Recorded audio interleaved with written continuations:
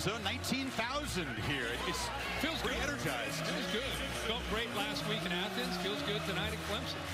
We'll see Trevor Lawrence, Travis Etienne, and that Clemson offense first. Miami to kick it away.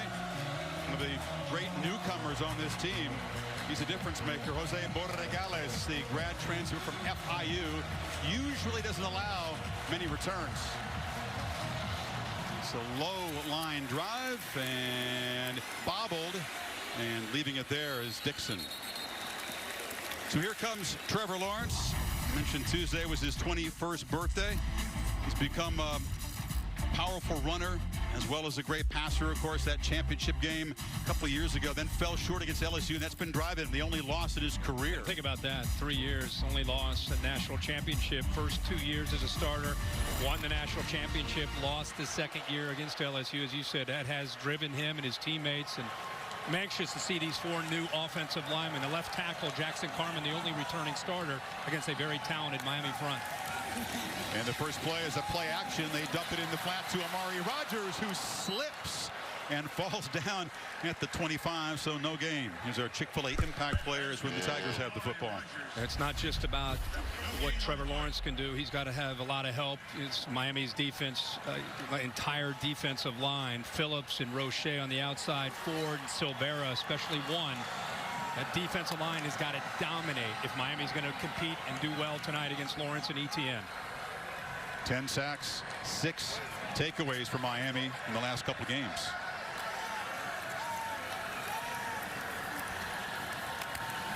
On 2nd and 10, quick throw to the perimeter, and it's Rogers turning the corner, knocked out near the marker. They'll spot him short, and it'll be 3rd down and about 3.5. Yeah, that's just, you see this a lot in college football. Trevor Lawrence just kind of looking out and seeing his most gifted receiver, most experienced receiver, Amari Rogers, with a soft cushion. And instead of trying to run it, he just tries to get it out there and picks up a block from Frank Ladson. And Miami gets Lawrence to 3rd down. This is what they wanted to do. And then try to turn their defensive ends loose and try to pressure him. Clemson converting at 55% through the first 3 games. Etienne motions back in. Lawrence from the pocket delivers a high throw, and it's 3 for 3. And Rogers has a first down catch across the 40. Well, it's great to see Amari Rogers back. You know, he's back last year. He returned from an ACL injury and surgery after 6 months. Last year, with T. Higgins here, Justin Ross, he was out there, but he just wasn't 100%. He trusts that knee now. He's in better shape, more explosive, and obviously Trevor Lawrence likes to look him up. Yeah, it was no fun playing in the brace for him, was it? Yeah. Now they throw in the slot, and wearing the old Hunter Renfro number is Brandon Spector, the freshman from Georgia. It's a big deal when you wear 13 here. It sure is. And right away, Trevor Lawrence and Tony Elliott, the play caller, sending a message to Miami. If you're going to leave these receivers with a cushion, we're going to take those easy yards. Just quick throws, recognizing that soft coverage. And now they dump it to Etienne. He's been explosive as a receiver this year, even stronger than he was last year, and he spins for about 7 before Bubba Bolden stops him. Just one thing to keep in mind, Miami has wanted an opportunity like this, and you walk in on the road, and you look good, and everybody's been talking about your quarterback, and Miami's kind of been the toast of the town in college football. Then you knock on the door to the champ. And things are happening fast. Miami needs to just settle into this game. But before you look up, it could be 7-0. They need to make plays. Here's the first run of the night, and Etienne is met very quickly. Flying up was Keontre Smith. Got him behind the line. Yeah, they loaded the line of scrimmage that time, and they'll rotate linebackers. That time you mentioned it. Smith is a young sophomore, huge upside, tremendous speed, and read that very, very quickly. You cannot give Travis Etienne just a little bit of room, and he'll make you pay for it with his quickness. 5 receivers, 3 to the left. And Etienne comes in motion. They fake it to him. Lawrence with the bubble screen. And that's Cornell Powell, kind of the veteran, sure-handed, excellent blocker in this receiving corps. They continue to get those quick throws out there, and with a receiver. That time they got a couple linemen out in front as well. Miami willing to maybe give those yards up and just trying to keep the big play in front of them, trying to keep the ball in front and doing a good job of rallying. And again, they've got Lawrence to 3rd down. See if they bring pressure or just bring their front 4. They've been able to get home with 4.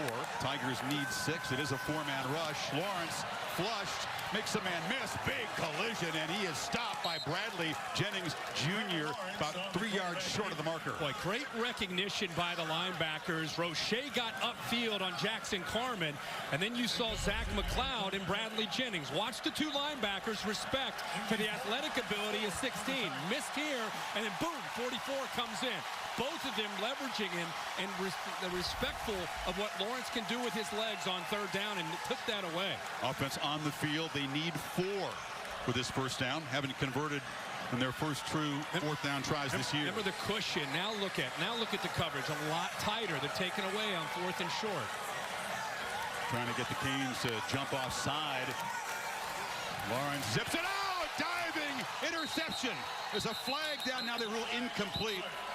Could not come up with it. That was Roche, the defensive end, who dropped off into coverage and tried to make an athletic pick.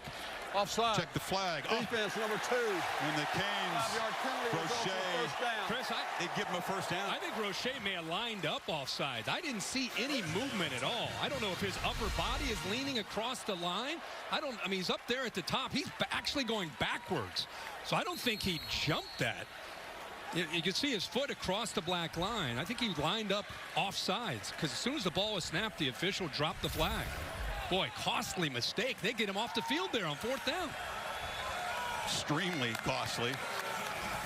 And now it's an option pitch. Etienne barrels forward, picks up 8. It's going to be very tough for Miami's defense to recover from that. Yeah, that's definitely one where you're going to see how this game plays out, but you remember that play depending on how this drive ends up. The last thing you want to do is give Lawrence and Etienne more opportunities. You get them off the field, man, that's a celebration, and you get De'Ara King out there instead getting close to the red zone. Very nearly a pick by Roche. Instead, that foot across the line costs him. On 2nd and 2, Lawrence rolls, throws it back. There's a flag down to the backfield. Galloway rumbling free and all the way to the end zone. Canes may have been offside again. That's going to count. Yeah, they lined up again offsides.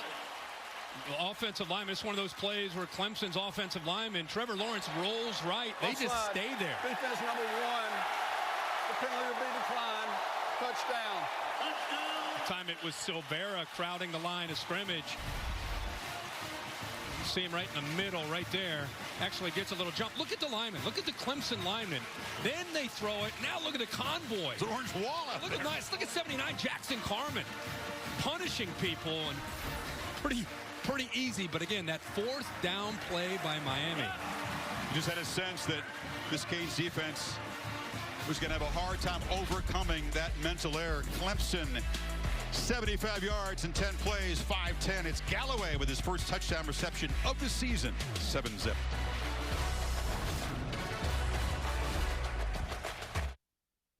You've got a lot on your mind. We'll put a lot on your table. The new Zaxby's Family Packs, with your choice of 20 chicken fingers or 30 boneless wings, plus fries and Texas toast for just $24.99. Only at Zaxby's. Order ahead or pick up in the drive-thru. Price check yourself before you wreck yourself. Man, it got physical up in here. Leslie Jones hosts Supermarket Sweep. Premier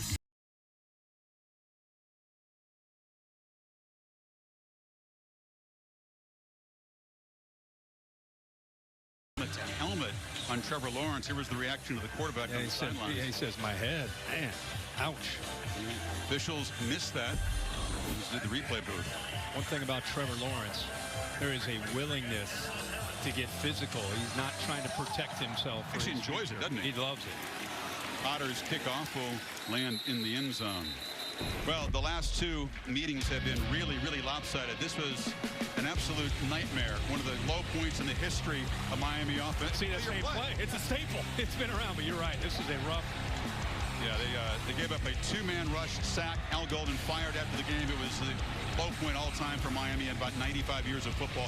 Could have been worse than 58-0. Could have been a lot worse, actually. We showed that only because of the first play, not to set the tone for this game in any way at all. Let's hope not. Shout out to Skalski there.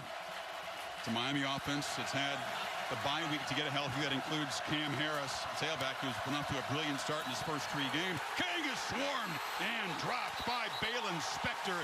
the active linebacker. They know one thing. They want to load up and take the ability of the quarterback to run the football away. He kind of gave him a look that he was coming down on Harris to back on a zone read look, and then late comes and takes the quarterback. That is a tough read on a zone read on the first play for D'Eriq King. Quickly behind the sticks on 2nd and 15. Tigers bring some pressure again. It's picked up, and the ball comes out to Braden Jordan, the top pass-catching weapon on this offense. Yeah, this is going to be fun to watch this side of the ball, where you have Rhett Lashley and D'Eriq King and a kind of an aggressive mentality on the offense against Brent Venables with the get-back coach, and an aggressive mindset with the Clemson defense. I mean, two aggressive schemes colliding. They got 8 and sets up 3rd and 7 against Venables' defense.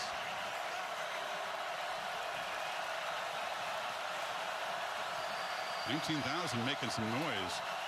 Clemson showing a 3-man rush and a flag. Miami, another flinch pre-snap, and it's going to back him up. And the left guard there moved. 53. This crowd makes a lot of noise here in Death Valley. We saw it last week in Athens when Auburn struggled.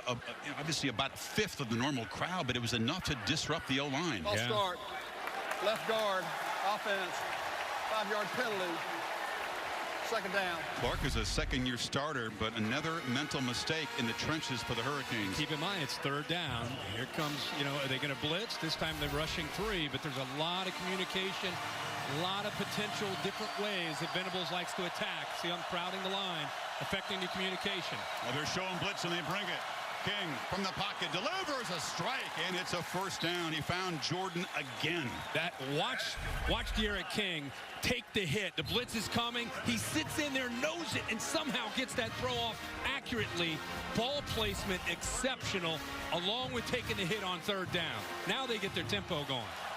Jordan, the junior from Vegas, who goes over 1,000 career yards. It's a backwards pass. He can throw it. Lofted downfield. Tight end to tight end. You look for Mallory, but it's broken up. A little wobbly from the first tight end to the 2nd there. They went after Landon Sanders, a very talented player. There he is, 36. Pass interference. Defense, number 36. 15-yard penalty. Sanders reacted to Brevin Jordan getting the football and didn't realize it was a lateral, so he starts to move. He's out of position. The ball went way up in the air. It gave him a chance to catch up, but obviously he ends up getting to Mallory too much. And Miami, a couple 1st downs across midfield. Sanders kind of a mixed bag. Got beaten early against Virginia, then made some big plays late. Still learning the ropes to that strong safety position. Quickly thrown out there. It was a miscommunication. Jeremiah Payton was trying to work back toward the ball. This is a new defense. I mean, it's still Brent Venables, but you got a lot of new faces that are out there that they're trying to settle in, and they're going to still run the same scheme, still be aggressive, but you're not looking out there and seeing those familiar faces we've seen. Pressure again. It's a screen, but the timing was disrupted off the hands of Payton. And it's 3rd down. How about that championship game? 7-0 over Alabama. Mac Jones leading a 10-play, 85-yard drive. Devontae Smith with the touchdown. We're tied at 7 apiece over on ESPN.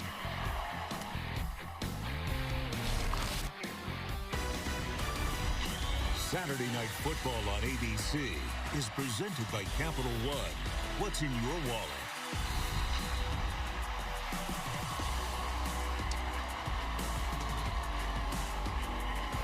And Clemson back to work from the 11-yard line.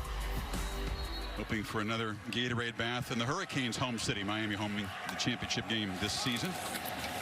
And fake pass. Etienne barrels forward for about 6 yards. How many quick passes did we see on that opening drive where he just flipped it real quick to a receiver that had soft? Got 6 before the touchdown. So right? what that does, you see that little quick pump fake. Now those players in conflict, they're holding. Now they're worried about those quick throws. Now you can open up the running lanes and free up that box area for Travis Etienne. So it's a kind of a cat and mouse game with Lawrence in the secondary. Ball start. Offense number 9. 5-yard penalty, 2nd down. Don't often see Etienne guilty of false start. A little smile there. He was just kind of up on his toes, leaning forward, and The referee standing right next to him caught him. How impressive is his improvement, Ben? Went down to Jennings, Louisiana, and he's been mentoring his younger brother, Trevor. They're both trained real hard. He is even stronger, even better balance than he had last year. Yeah, the physicality and the balance is what's changed from early in his career and catching the ball out of the backfield. Right here, goes up, makes a hands catch. He works hard with the receivers in that jugs machine. And he has shown NFL scouts all they need to see. Yeah, it puts it tough because he's a tough matchup. You put a linebacker on him, man to man, he's going to win. And I think that was why he wanted to come back, become a complete back for the next level. Again, the Canes get this offense to third down. You need 9. Let's see if they stay on their side of the line of scrimmage. That's a good start. One toe over the line. Clemson's first possession made all the difference. Roche would have been a 4th down stop. Again, Mari Rogers is usually who he looks for in these situations. Pump fake, dumped off. Etienne has a blocker, makes a move, lowers the shoulder, and moves the sticks. What a weapon he has been on 3rd down as a receiver this year. Boy, the quick execution. Watch this offensive line try to get out in front. McFadden, 71, trying to get down there. Even though if he doesn't block anybody, he's just kind of an obstacle, getting in the way of the safeties in the secondary before they can slow him down. But he is so quick out of that backfield on 3rd down. On 3rd down, you got a quarterback who can run. You got a running back who's almost impossible to stop as a receiver. Headaches for defense. Lynn J. Dixon spelling Etienne, and the underrated backup tailback gets around the corner and out near the 35. Allison? Guys, when the Canes defense came off the field, that's what they were emphasizing. We have to get off the field on 3rd down. Way too many 3rd downs converted on that first drive. But it was interesting to watch because when they came off the field, there wasn't a single coach that came over for a few minutes. It was just the players coaching each other. In fact, Amari Carter got the entire defense together. He's like, guys, we got to get to the quarterback, but we're good. We just got to calm down out there. You got a wrinkle here. DJ Wingalale in a quarterback. It's a mouthful. He's talented. Lawrence is out. He's up here. Lawrence is out to the left. It's a by Stack high snap, and the freshman collects it and lowers the shoulder. That's a 250-pound true freshman quarterback. It's a 1st down. That is a big man on a quarterback counter following his lead blockers. The guard there, the tight end has nobody to block, and I'm surprised Miami not anticipating QB run when the true freshman at 250 pounds comes in. Now he can sling it too. Still have Trevor Lawrence in the slot now up at the top. Wingalale. You ready for that, Kirk? You're going to hear that a lot in the future years. There's Trevor. This is got to work on his wrinkle. stance a little bit. Tony Elliott going deep early. The high snap off his hands, collects it, heaves it downfield, and it's incomplete. They almost made a spectacular play out of a disaster. Frank Ladson, the sophomore from Miami, couldn't quite come up with it. Boy, 2nd snap from Stewart where he's gone high. Fortunate to be able to, shows you the athletic ability, gathers, and on the run, throws it about 45, 50 yards. Great adjustment by Ladson, and Ivy's out there on an island and holds up that time in coverage. Lawrence back at quarterback now. This is getting interesting early here. Lynn J. Dixon is the back. And it's a 2nd down and 10 handoff. Not much there as the Canes plug the middle there. Jonathan Ford on the stop along with Jennings. Boy, this really, other than the wrinkles there, it's been a really balanced attack for Clemson. A lot of different formations, a lot for the Miami defense's eyes to have to deal with. But once again, they get Lawrence to 3rd down. It's one of those moments early in the game. Only the first quarter, but given what the Canes defense has been unable to do so far, there's some urgency to get off the field here on 3rd and 9. Lawrence steps up, flushed, flag comes down. He's going to make the 1st down with his legs, slides down, takes a big hit, and there's a flag at the end of the play as well as one in the offensive backfield. Yeah, they hit him. There's a hold there by Jackson Carman, the left tackle, and then a late hit. Possibly a targeting call on a defenseless player in Trevor Lawrence when he went down the slide. And I think, again, you and I've called some Canes games. Amari Carter, 5 involved in that. One by each team. Holding offense number 79. That penalty to be accepted 10 yards from the previous spot. After the play, personal foul Late hit, defense, number 5. That penalty will be enforced 15 yards from the succeeding spot, and it's a first down. Well, that's a win for Clemson, because had they not hit him on the slide, it was going to be 3rd and forever. Here's the hold. Left tackle grabs Roche, who's able to get around him, obviously grabs him around the neck, and then here, once that quarterback slides, you cannot make contact. And, you know, one of the things about Amari Carter is he is a very talented player, an aggressive player, and sometimes gets himself in some tough spots because of his physicality. Yeah, he didn't use his helmet, but he hit Lawrence in the helmet as he was defenseless and sliding. So a 4th down miscue when they had a chance to get Lawrence off the field on the offsides, so they just lined up offsides. And now another chance to get him off the field. They're going to review this for targeting. I think we'll bring in Bill Lamagnier after we come back here, but we'll see if it costs Carter the rest of this game when we come back. Knowing who we are is hard. It's hard. Review rules it is targeting on Carter. He's out of the game. Gervinhall Jr. having to sit out the first half because of a targeting in the last game against FSU. It's been a persistent problem for Carter. It has twice last year, thrown out of a game for targeting. I don't think that was malicious at all. I just think once the quarterback went down, he's put in a defenseless position, and he hit him in the head. Now you see a true freshman forced to play with Hall out and Carter out. Brian Balaam, talented, but a true freshman, staring in the eyes of Trevor Lawrence. Ball in Miami territory now. Lawrence takes a downfield shot, and it's incomplete. It was Etienne who was being tracked down there. Well defended by Frierson. Tough matchup for a backer. Yeah, but a really good job. I mean, he's played corner in his background, but he's out there. You got to live on an island. You know, Blake Carter told us how these guys going to do when they're one-on-one against these gifted receivers and running backs. I mean, that's Travis Etienne, 50 yards downfield, and the backer hanging in there. Ball underthrown slightly, but good coverage that time by Frierson. Speaking of hanging in there, that's what Miami's defense is going to have to do. Down a couple safeties. Lawrence pump fakes a couple times and finally gets it out in space to Rodgers, and Rodgers scoots quickly for a first down. That's a play that's not going to show up on SportsCenter tonight, but that's a play that I think is really unique when a quarterback can get pressure like that, get away from it, enough athletic ability, and then the awareness to find his open receiver, get him the ball, and then let him get some yards after the catch for a first down. So it goes from a disastrous play to maybe throwing it away to finding a first down. Lawrence is 9 for 9 as a passer. Shades of what Kelly Bryant did to the Hurricanes in the ACC championship game, the most recent meeting. He was perfect in the first quarter as the Clemson offense clicked just like this. And Charlotte. Absolutely, and the difference is you're on the road here and dealing with Trevor Lawrence and an offense right now that's cranking up the tempo, constantly rotating, keeping their skill fresh, rotating different bodies in there.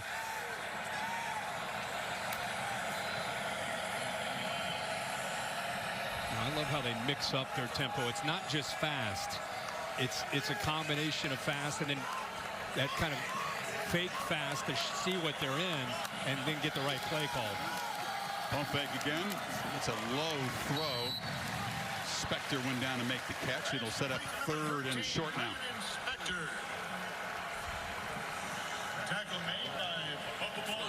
Kind of a bigger version of Renfro. He's 6'1", almost 200 pounds. Yeah, he is explosive too.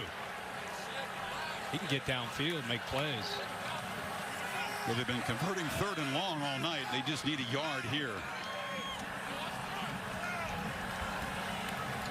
Dixon is the back. He's got the football, and he's got the first down. And he bangs down into the red zone. Clemson threatening again.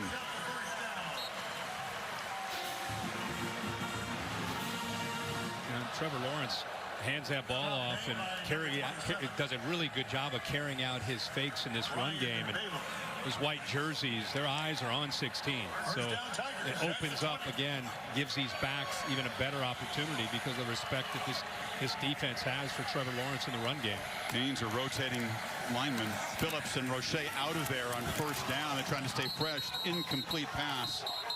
Try to get it over there to Powell. He didn't hold it long enough to be complete. And we keep talking about these quick passes. DJ Ivey, outstanding. Just a great job of getting off, fighting through Frank Ladson.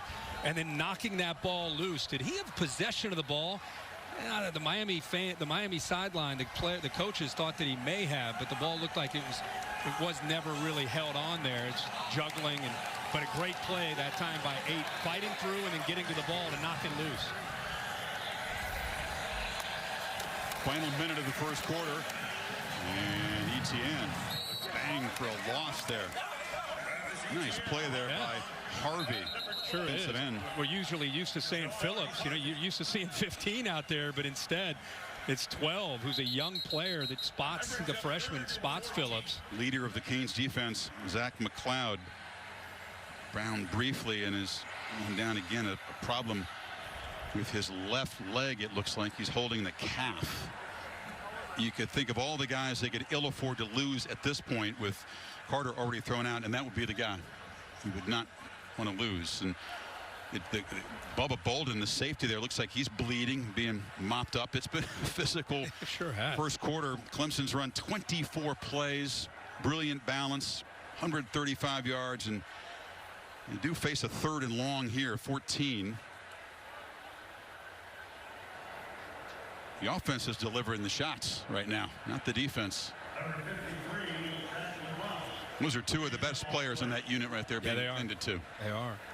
And especially with Bolden, with Hall out to the second half as a safety and Amari Carter out of the game for the rest of the way. Bolden they have 3 NFL quality safeties, and 2 right now are not available. Bolden, one of the highest rated players at his position if you follow the Pro Football Focus ratings. A couple of forced fumbles, interceptions, a sack, bats, passes down, does it all. Yeah, I think he looks okay. We'll see how Zach McLeod, how he feels. Flexing that left leg, and he will slowly trot off. And by the way, once again, it's 3rd down. Just thought I'd mention it. 3rd and long. Well, they need a challenge, Kirk. They need 14 here. 3rd and long. Do you blitz him? Do you rush your 4? Do you hope that your 4 can get in? What a job by Tony Elliott calling plays so far for this Clemson offense. Yeah. They've had the Canes off balance, out of sorts. Tony second from the left with the shield on there.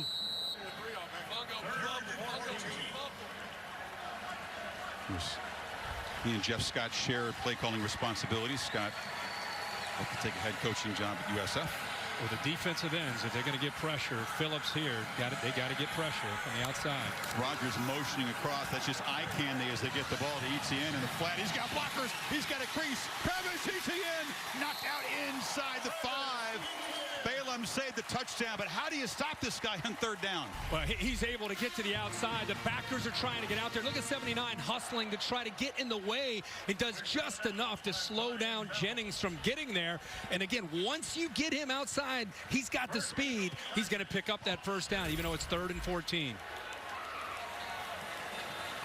4 of 5 from 3rd down. They've been long distance conversions, and the clock will run down. Tigers will pick up there when you begin the 2nd quarter. Hard to imagine a rougher start for the 7th-ranked Hurricanes with designs of toppling the ACC Kings. Clemson threatening at the end of 1. Back after this message and a word from your local ABC station. The Super Big Samsung QLED TV is Saturday Night Football on ABC, presented by Capital One. Ready for quarter number 2. Ball at the 2. 1st and goal for Clemson. Etienne stopped initially, bounces outside and scores standing up. And the Tigers stretch the lead in the first play of the 2nd quarter. And that's the 39th game in his career that Travis Etienne has scored a touchdown. I mean, that play was bottled up, right? It was, until it wasn't. Yeah, I mean, he just doesn't give up on the play. The Miami defense collapsed, and nobody was able to wrap him up. His legs were alive, and he recognized that they had collapsed on the edge, and he used that speed to get to the corner. A marathon march for Clemson. 89 yards. They score in the 16th play, Kirk. Yeah, you'll see. Watch the inside of this defense. I mean, they do a good job. Silvera right there. Now you start to see, hey, we've got it. They start collapsing down, but nobody has him. He keeps the play alive, bounces back, and once you lose the edge, you lose the contain against a back like Travis Etienne, he's gone. Where was the containment, as Frank Royals used to say to Keith Jackson? That's right. It wasn't there. No, it was not. Mental mistakes for Miami early, costly in that first Clemson touchdown drive.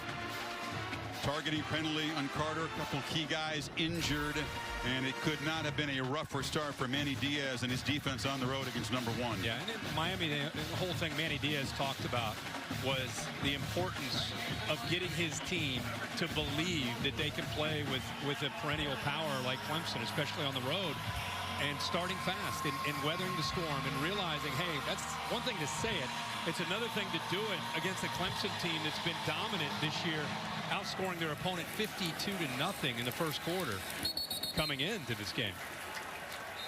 The AT&T 5G Skycam. You can check out the AT&T 5G Skycast streaming live at ESPN3 and ESPN app. Well, a couple of teams that are off bitter losses today will collide in the swamp. We'll see if Coach O can get that defense fixed. The Gators fumbling late and losing at Kyle Field, so a little extra urgency. We're going to see two teams in a bad mood be there in the afternoon next Saturday. Canes are down 2 touchdowns. They've run 6 plays. And inside, fumble, bottled up. Yeah, ball's on the ground. Fell on it. You mentioned 6 plays. I mean, it seems like we've been playing here for a while. That's their 7th play, and they have 9 yards. Clemson 26 plays and 159 yards. 2 true freshman tailbacks in the game as King drops back. And he'll be sacked for a 3rd time. They gave up 3 sacks in 3 games. It's 3 in barely a quarter tonight. Justin Maskell.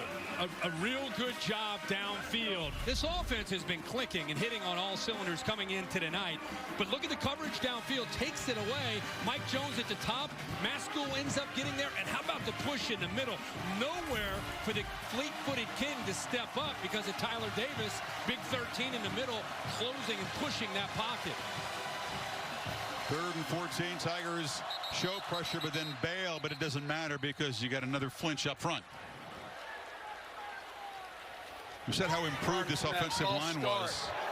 Offense number 53. 5-yard penalty, 3rd down. That's Clark again. Remember, they gave up 51 sacks a year ago. Vastly improved. A lot of that's to do with King's play, but it's been a nightmare so far for those guys up front. Yeah, and they've reshuffled that offensive line. New offensive line coach, new system. Things have been going good. We all wanted to see how they would do in this game, and obviously so far not going well. 3rd and 19. Launched downfield for Pope, and it's broken up beautifully. Drifting way back in coverage was Andrew Booth Jr., who made that incredible circus one-handed pick last week. Well, they are deep at corner. Brent Venables, defense coordinator, said the biggest difference with this team, first thing with all these new faces, he said the depth. How about that? The depth at corner. Booth is a 5-star, great length. It's 6 feet tall, goes up and knocks that ball away, and great timing on a ball that was thrown 50 yards in the air. What an athlete. Rogers standing at the Clemson 40 to receive Headley's punt.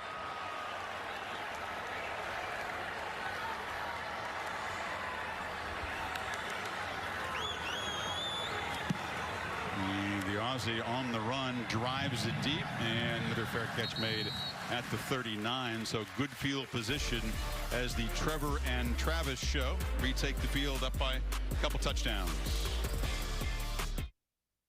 There's something out there for you and me. Quarterback Jordan Travis to Tamarian Terry, 48 yards. FSU up 17-14 in South Bend. Ole Miss, by the way, up 14-7 over Bama. Chris, back to you. Clemson will visit Notre Dame, by the way, early November. There's Andrew Booth. Broke up that play to in the last Miami drive, and now the Tigers' 3rd possession. Lawrence rolls out, chase, and he'll be spun down. That's Jalen Phillips. That's his first sack of the season, misleading them. He's made a big impact in the 4 games. Yeah, and he does a nice job of just showing what makes him so unique is his hands and then his relentless effort and attitude. The tight end, Allen, trying to keep him out, but you can see finally Miami's able to get pressure and bring Trevor Lawrence down. Delayed handoff. Dixon got the turf monster, got him. He just tripped and lost 3 yards. I think that Blake Baker, the defensive coordinator, Manny Diaz, they've got to continue to talk about the edges of their defense. Whether it's in the pass game, the Etienne, or the run game, these backs are getting to the edge and hitting creases. And until they take that away, that is a dangerous proposition for this defense. Good news for them is Etienne is not in the backfield to catch what has been an unstoppable 3rd and long formula to dump down to the running back. Getting 2 safeties back. Play clock at 5. On 3rd and 16, it's a 3-man rush. And a downfield launch. Wide open and dropped. Wow. He was wide open, and Frank Ladson, a 5-star future star from Miami, couldn't collect it. And remember, we've got a true freshman. He's yelling, trying to get the call. He's got deep half. He's got to get back. He doesn't know the call. He's in right now because of the ejection of Amari Carter, and the true freshman, Balaam, who's a great player, just didn't have the call. Catches a huge break by Ladson, dropping a huge play and maybe a touchdown. Well, he's going to catch plenty of touchdowns. That would have been a sweet one, though, against the hometown Canes, and Dabo cannot believe it. So Miami, after that drop, able to force the first punt for Will Spires. Rolls out, low boot, and it'll just roll, and Blades will get away from it, and it will finally stop at the 8-yard line. Did he pick it up late? Did he scoop it up late and try to make something of it? Wow. That was risky. We had the music playing. We thought we were going to commercial. Was that Restrepo who came in there? I don't know what the heck. Other number 7. I reached down to grab a glass of water there, and I thought we were at a break. I mean, it wasn't whistle dead, and he thought, I'm going to catch all 11 Clemson guys and run 90 yards for a touchdown. It didn't work. You know, they've got a lot of their starters out there covering that, not just the big punter. It was actually, it had already been touched there. So, okay. I don't recommend that. Ball at the 15 for Miami when you come back. At Chipotle, carne asada is back. The cumin, the coriander, mix it in with that fresh lime juice and that cilantro, and it just brings out those flavors. It's very tender. When you're cutting it, it's tender. When you're eating it, it's tender. It's bomb steak. The super big 85-inch Samsung QLED TV brings the game home. Sure, a TV this big makes Kid Series look ginormous. Chips back like they used to be? The answer is no. Just trying to get a first down right now, man. We're not thinking about back. King zips it across the middle, and that's a nice catch. Nope. Couldn't hold it. Off the hands of D. Wiggins. You got to make plays like that if you're going to climb back in the game. 11:48 to go in the second quarter, and it's been a rough start to Miami. 10 plays, 6 yards, 2 first downs, 4 penalties, and they've been sacked 3 times.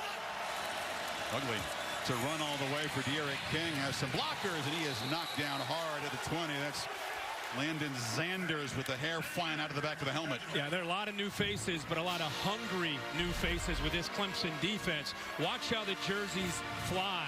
Good job by Nolan Turner setting that edge, and you can see why they love 36 Zanders so much. He can move, and he loves to hit. He can play well against the pass. King has not been able to hurt Clemson with his legs. He's been penned in, no scrambles, and that run sets up a 3rd and 6 from the pocket. Protection breaking down. He's knocked down or pressured anyway, and now there's a scuffle, and it's 4th down for Miami again. You know, I thought that ball might be batted, but instead his left tackle just got pushed into him. KJ Henry in his blind side, the defensive end, pushes the left tackle, John Campbell, right into him, and that's what made the ball go down into the ground. Different ways to affect the quarterback. Oh, yeah. And they've got all of them covered tonight. He's waiting and waiting and waiting for somebody to get separation, and just not happening against this secondary. O-line getting whipped and pushed around, and King really hasn't had a chance tonight. Headley This is the first punt this year that's returned. Tremendous boot. Rodgers able to spin for about a 3 or 4 yard return to the 31-yard line. Kickoff for week 5 tomorrow morning. NFL countdown. Inside look at how the players' post-game jersey exchange is evolving this year. Randy Moss will show all of the best catches from today's college games. Who got mossed? And then Monday night, ready to head to Foxborough. Right after this game, Kirk, we got the Broncos and the Patriots. Then it's the Chargers and the Saints. A doubleheader. That game in New England pushed back because of New England's positive COVID test. Early kick in Foxborough. Looking forward to it. Etienne, not much. Able to pick his way for about a yard. It was funny preparing for this game. You and I talking to the coaches. Both coaches, both sides used boxing references, right? Very different boxers. Very different. Right now, if you're watching this game, you almost feel like Miami in the early rounds, kind of on the ropes, just kind of holding on, right? They're doing just enough to kind of hang in there, and they need something positive to happen coming off the ropes here and avoid a knockout shot. Lawrence rolling, chased, throws on the run, incomplete. Could not get the ball to Powell. Allison? Well, to your guys' point, offensive coordinator for Miami, Rhett Lashley, actually had his guys watch the Buster Douglas-Mike Tyson fight. Not just because it was an upset, because he wanted them to see that there were ups and downs, the ebb and flow of the fight, but how Douglas just kept fighting to eventually win. And then Tony Elliott for Clemson, he told his guys, like, you're the champ, but guess what? Every champ needs a contender. That's what Miami thinks they are. He wanted to make sure that they had a good approach coming in, but were ready to adjust if Miami threw a punch. Yeah, Allison, Tony's a huge boxing fan. Floyd Mayweather was the comparison that he used, because he can do everything, whatever's called for. Another 3rd and long for the Tigers. They need 8, and Lawrence loops it downfield, and that time, no drop. The catch is made by Ladson as he beats Blades, and they're threatening again. Well, Miami showed blitz, and they ended up coming man-to-man across the board. Trevor Lawrence saw it. One-on-one, he picked a favorable matchup with Ladson against Al Blades into the boundary. This time, as you said, Ladson at 6'3", who's from Miami, makes a much tougher catch there than the one he dropped earlier. They fake it to Etienne. Lawrence with a pump fake, has time, looks downfield, and a flag comes in. Rodgers not able to come up with it. He was out of bounds. The flag is in the secondary, though. Balaam in coverage. Pressed into duty again with Amari Carter ejected for targeting, and Gervin Hall unable to play in the first half. Holding defense number 7 against an eligible receiver, pass across the line of scrimmage, 10-yard penalty, first down. That's Blades, who was beaten in the previous play and guilty of the hold. Yeah, I think he got a little frustrated there and grabbed the back of Ladson's helmet, just brought him down to the ground. So it wasn't the receiver. Amari Rodgers 3, it's on 2. Watch him right there. He kind of grabs him, slings him down before the ball is in the air. Etienne hit hard. Flying up to make the tackle there. It's an aggressive play by Sam Brooks, a backup linebacker. The more you see a Keontre Smith and Sam Brooks, the more you really like what you see. You know, he was a defensive end in high school and is really learning to become more and more of a linebacker, just seeing the game from that second level. You can see the intensity that he can play with there in that middle linebacker spot. So Miami Gardens very near the Canes home field, Hard Rock Stadium. 2nd and long. Lawrence still got it. Ooh, ball broken up there. It was Brooks working back into coverage. Nice play. Yeah, a really good job. They brought a free safety blitz, and it frees up Brooks that time. Just kind of play almost like a robber. He's reading the eyes. He's anticipating that throw.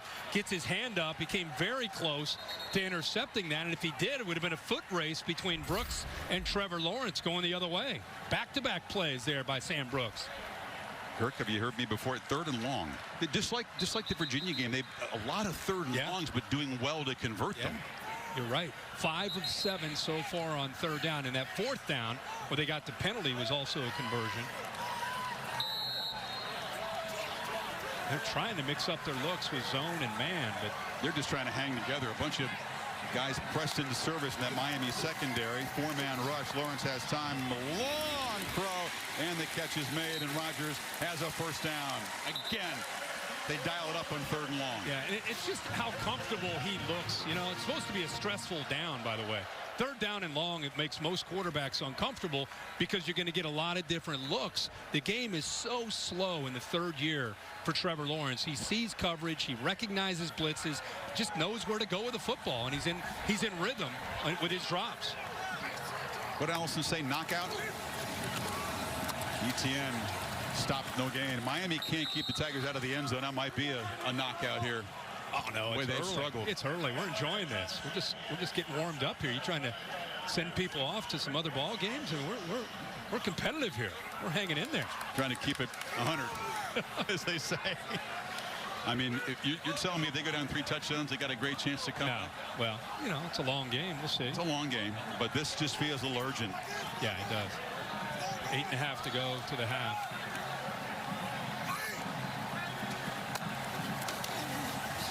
Lawrence still has it, flips it sidearm. Etienne with a flag down is knocked out at the 1. That might be in the holding zone. Holding. Offense number 62. 10-yard penalty. Second down. Veteran Cade Stewart, the center, nullifies what would have been a play down to the 1.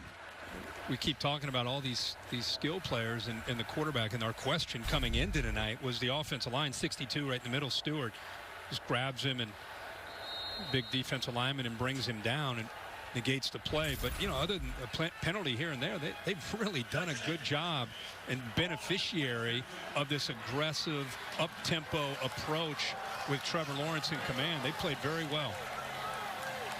That was the matchup Miami felt they had to win. Their D-line against the offensive line. In space, Etienne is closed down quickly and tackled at the 19-yard line.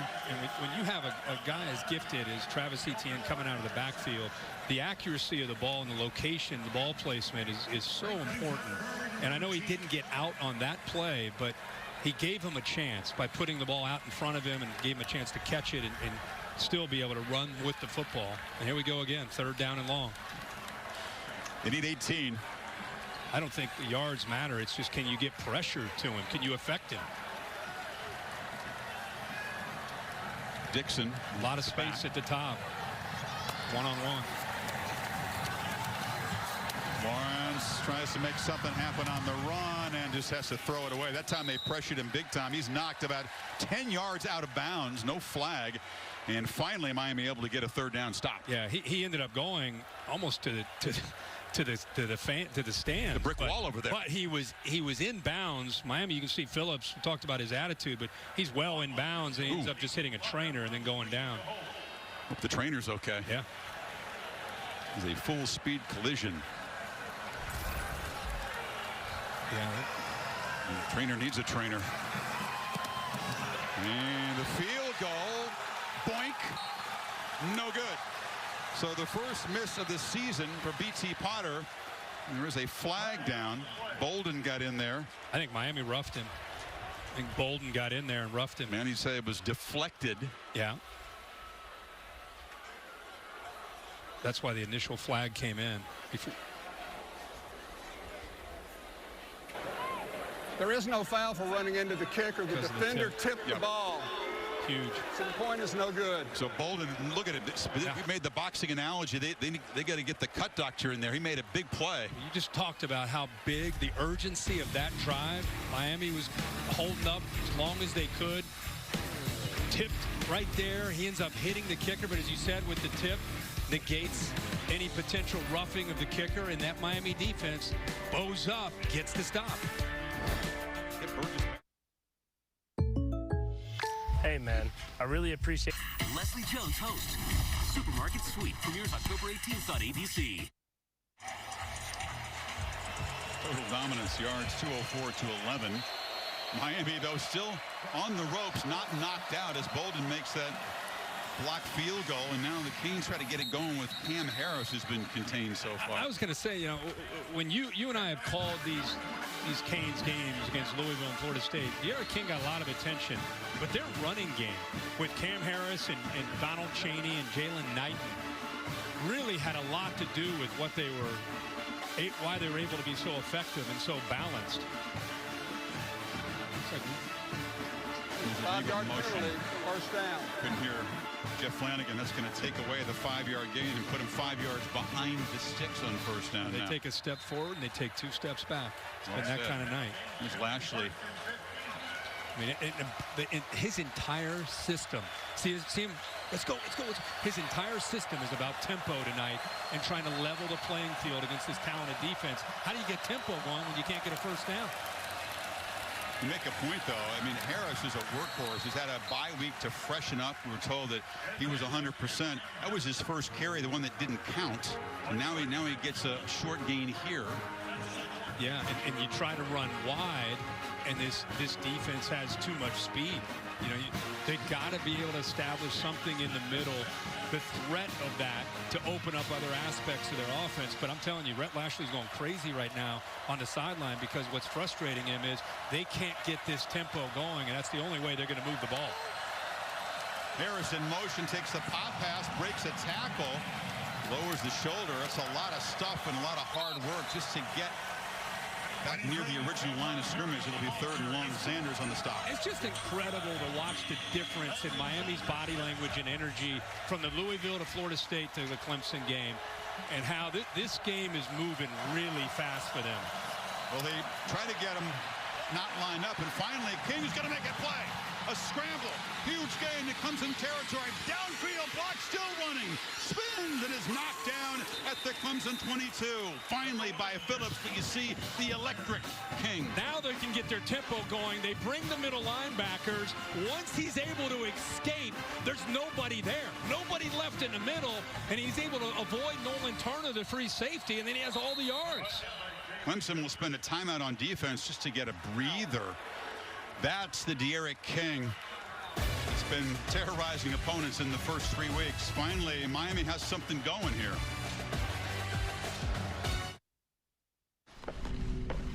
At some banks, to open in the country. 3rd and 8, linebacker blitz, tough on the safety, 24. Great block by Wiggins to keep him alive, getting even more yards. But that was, you needed your leader to make a play on 3rd and 8. And he did. Now let's see what they can do with it down here. It's tough to execute against this defense down in the red zone. 56-yard run. They had 18 yards total offense before that. And Harris is spun down for a loss of 2 by Tyler Davis, who returns to the lineup tonight. Inspector. Yeah, he's reading the defensive end, and he really underappreciates the speed coming off the edge. That's a give read, but how quick the linebacker Spector is there to play you'd like to get out of. Where the passing game and his ability to scramble potentially can come into play. You know, the toughest part about that timeout is it hurt their tempo that they had created off that big play. They had Clemson on their heels. Test the middle again and nothing. Interesting call. Tyler Davis again plugging things up. It'll be 3rd and very long. Red Lashley told us he wants to be patient with the running game. And I get it. You know, he said these are body blows. And, you know, in the second half they can become bigger. We can't get away from the running game. We got to be patient. But, man, tough one there on 2nd and long up the middle. They're not wearing the defense down. They've only run 17 plays. Yeah, of course. Comes that blitz. They bring it from the corner. King lofts for the end zone. Jump ball. Fighting back where it was Wiggins. Couldn't make the play. Once again, they test one of the corners. It was Goodrich that time, and it's 4th down. Wiggins waits to adjust back to the ball, in my opinion, too late. He needs to see it, recognize it, come back now. You can't see it late and then at the last second. If he would have recognized it early, he could have fought back through Goodrich and maybe drawn the flag. Good job by Goodrich boxing him out, though. Legal play. Miami settles for the field goal attempt of 42 yards from Borregales. He's been a huge upgrade. One of the top kickers in the country so far. And he's Sunday ready, and he knocks it right down the middle. So Miami dents the scoreboard. About 4 minutes to half. 55-yard drive. 2 Miami graduate. Chris Felica, the Bear, with her Affleck trivia question tonight, Bear. Keep your head up. It's been a while since Miami has beaten a top 10 team away from home. It's been almost 15 years since they won in Blacksburg. Losing by an average 24 points a game since then. But that brings us to tonight's Affleck trivia question. Which team has the most losses without a win versus top 10 teams away from home? The most losses without a win. So you're talking about a team that's never beaten a top 10 team on the road, but played a lot of them. So you're looking at one of maybe the lesser teams in a powerful conference, maybe. That you're on the right path. You're on. Okay. I don't get credit for that. Though. I have to name one of the teams though to get it right. Okay. Well, we will get it back to you, Bear, after the kick here. I got a bonus unofficial Aflac for you, so just stay alert here. You'll like it though.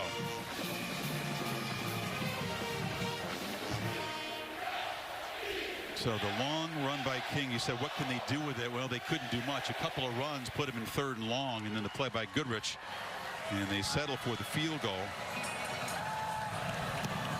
Morales, well, he's just got a strong. He just even get it. I just drives it deep into the end zone. Canes are offsides there. They had a problem with the simple stuff, keeping your foot and your hands on the right side of the line of scrimmage. All right, Chris, put us out of the misery here. The answer to tonight's Aflac trivia question, it's Virginia with 33. That was the team, obviously, that the Clemson Tigers beat last week here at Death Valley. Virginia 0-33. I got one for you. Who's the only guy in college history that has 20 career touchdown passes and 20 home runs in college baseball? Do you know that? Say that again? Has 20 home runs in his career in college baseball and 20 touchdown passes as a college quarterback. Only one guy has that. How about the Clemson quarterback that was here right before Taj Boyd? Are you going to answer? Or oh my gosh, what was his name? Kyle Parker. Good one. Played for the Pirates. Good job. Lawrence with a little fake push, throws it over the middle. Galloway, the tight end, in space and into Miami territory. Boy, great little look pass. Fake the pitch, get the linebackers out of position, and then bring the big athletic tight end Galloway, who was lined up, flexed out, bring him back into the middle where the linebackers had left to chase down that fake pitch. Well designed. Great design, great execution. You see Lawrence with the skill set. He's so physical, he's fast, the great arm. But Kirk, tonight it's the small things. The ball handling has just been tremendous. It's been wizardry, and it's frozen those Miami defenders, and it's fooled them. Yeah, he just, he's looked great his whole career, After but play, even more foul, under control. Unnecessary roughness, number 21 defense. 15-yard penalty, first down. And that's Bubba Bolden, who's been bleeding. They've stopped the bleeding a couple times, but now 15 yards is going to move the ball inside the Miami 35. I thought I saw a flag come in. He ended up hitting one of the linemen. I think it was Putnam late, and he's been frustrated. His two teammates play back at the safety, Carter and Hall, both not playing, so he's had to really become the guy. He's a very emotional, fiery guy. That time it cost his team 15 yards. Way to be the guy, though, is to not do that. 65 yards in penalties. Here's Rodgers on the end around, gets a block. Flag comes in as he's knocked down at the Miami 24. This is going to be on the Tigers. It's a holding call. Yep. Holding, offense number 79. Second time. 10-yard penalty. Jackson Carman. Yeah, he's the best offensive lineman. He's really the one guy on this Clemson offensive line whose recruiting pedigree matches a lot of the playmakers. They don't get a whole bunch of five-star linemen, but he's one of them. Yeah, he's an experienced guy, talented player. The anchor right now, they took him out. And now they got 5 new offensive linemen. They take Jackson Carman, who's a little frustrated, out of the game. He has the second holding call. 2 Ohioans on that left side. You got big Matt Bockhorst at guard. I think he may have talked back there to Dabo, and they ended up pulling out of the game. Ooh, that's not good. No. That's not going to work here at Clemson. On 1st and 20, it's play action. Lawrence just checks it down. Rodgers cannot slip the tackle of Bolden, but it's a nice gain back inside the 35. I love his eyes here. He knows he's going to go out to Rodgers. Watch his eyes. Look at his eyes. He's looking here, and eventually, boom, he goes out to the right. And all he's doing is buying time to try to keep 21 Bolden in the middle of the field, keep moving him, and then get it out to Rodgers, and now it's second down and medium. Lawrence 17 of 23. One of the incompletions was a flat-out drop by Latson earlier in the quarter. 193 passing yards. Etienne's back in the game. And 2nd and 8. Travis has it and spins free, shows the muscle, and gets a first down to that 22. He and the bench saw something there where they felt that the numbers were right. They got off the pass, went to the run, light box, so they're able to run Travis Etienne. And how about the balance again? He gets hit by Bolden short of the first down, but spins out of it. Bolden had made that diving block. Is that a rough series? The penalty, the missed tackle there. Now Lawrence from the pocket flips it short. And this is Ladson again, who just skips out of bounds near the 10-yard line. It's another first down. Simple mesh scheme, just trying to create a rub or a pick with those linebackers, Amari Rodgers and Frank Ladson working through the middle there, and easy read for Trevor Lawrence. They're just kind of taking their time here, methodically moving the ball down inside this red zone. Minute 20 to go. You always emphasize the last 4 minutes of the first half, first 4 of the second half. And they execute extremely well. And there is an easy pitch and catch and a touchdown to Galloway as the tight end powers in, and Clemson stretches the lead. Let's double check it here. Boom, big collision, and the strength able to keep him in bounds. Yeah, big collision there, but it did look like he broke the plane. Balaam, one of those freshmen pressed into duty with Hall still out and Carter thrown out. Here's another look.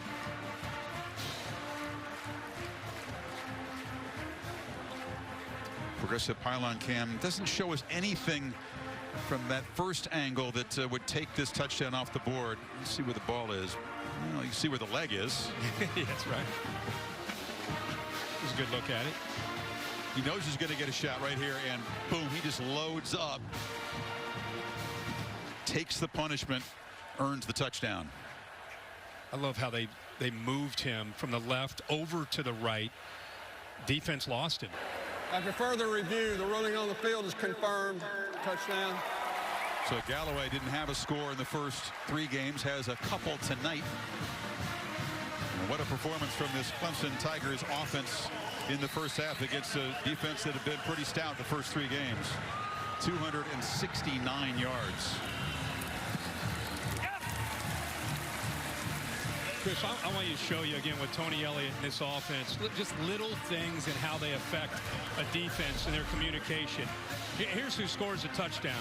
These linebackers and these safeties, they can get lost. A little thing like this, they move them over here, and now watch the motion, fake, and then they slide him back out off of a play-action look. So lining him up on the left, moving him over to the right pre-snap, that makes those linebackers have to recognize that, communicate, and make the adjustment just in case it's not a handoff.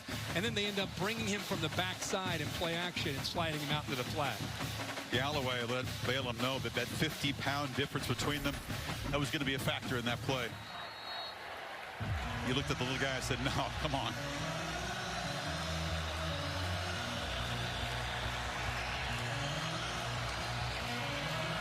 So, De'Aaron King, there's a minute 14 to work with. Miami does have all 3 timeouts, so get the ball to begin the second half as well as they try to continue the long uphill fight here in Death Valley.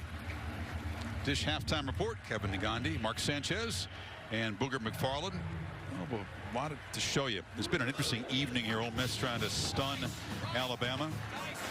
We may need to get Boog to head down to Baton Rouge and get into a 3 technique and coach the boys up down there before they get ready for Florida. That defense, wow. I bet you it was interesting to watch that LSU loss to Missouri today with Booger. Yeah. Yeah, as a defensive guy watching that game and the first one against Mississippi State. Now see if King can create some magic here before halftime. He will launch it way over the head of Mark Pope, who kind of broken the route off, but no chance to make a play there. 3 for 10 for King, just 29 yards.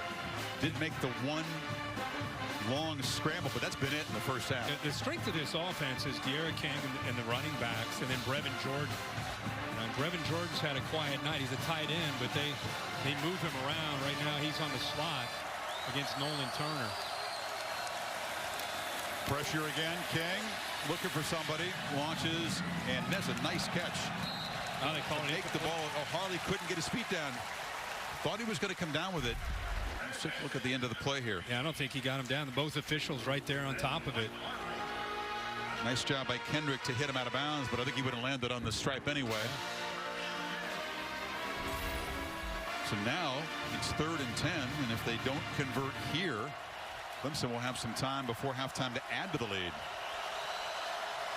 Harris still waiting to make an impact play as the back, but they're looking the other direction. This is Jordan, and he is going to be ruled down. But that's before the marker. Xander's on the tackle. The knee went down 2 yards short, and it'll be 4th down. They tried to feed him a couple of catches, but hasn't been able to break free after the catch. No yards after the catch for the Canes tonight at all. No. Haven't been that many completions. On 4th and 2, looks like the Miami offensive players were lobbying to try to go for it here. Inside of their own 35. But you got to have a lot of things happen if you're going to beat his team as good as Clemson is on the road. There's a reason why they have these massive winning streaks. And boy, with Miami's defense needing to step up and make a play in that first series, you just go back to that Quincy Roche, the toe just over the line on the 4th down play. He goes back, almost makes a circus pick, but the penalty gives Clemson a 1st down, and it was all downhill for Miami since then. Yeah, and I think after you make a mistake like that or a miscue, you can't really pout. Against Clemson, the one thing I've always been impressed about with him, it's 60 minutes. They do not let up. There aren't any peaks and valleys.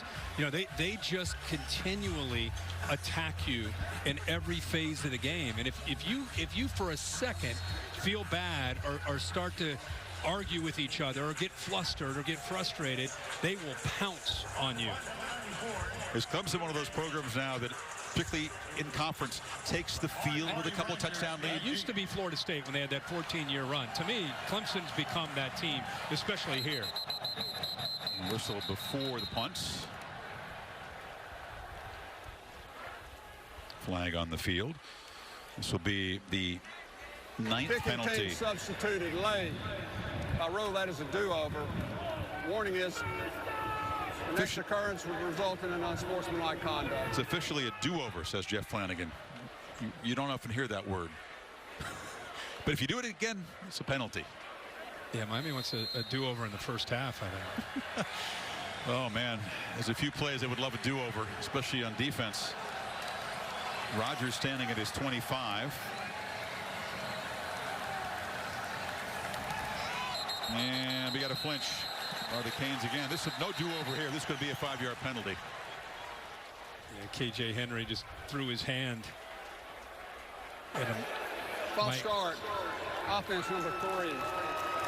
5-yard penalty, still 4th down.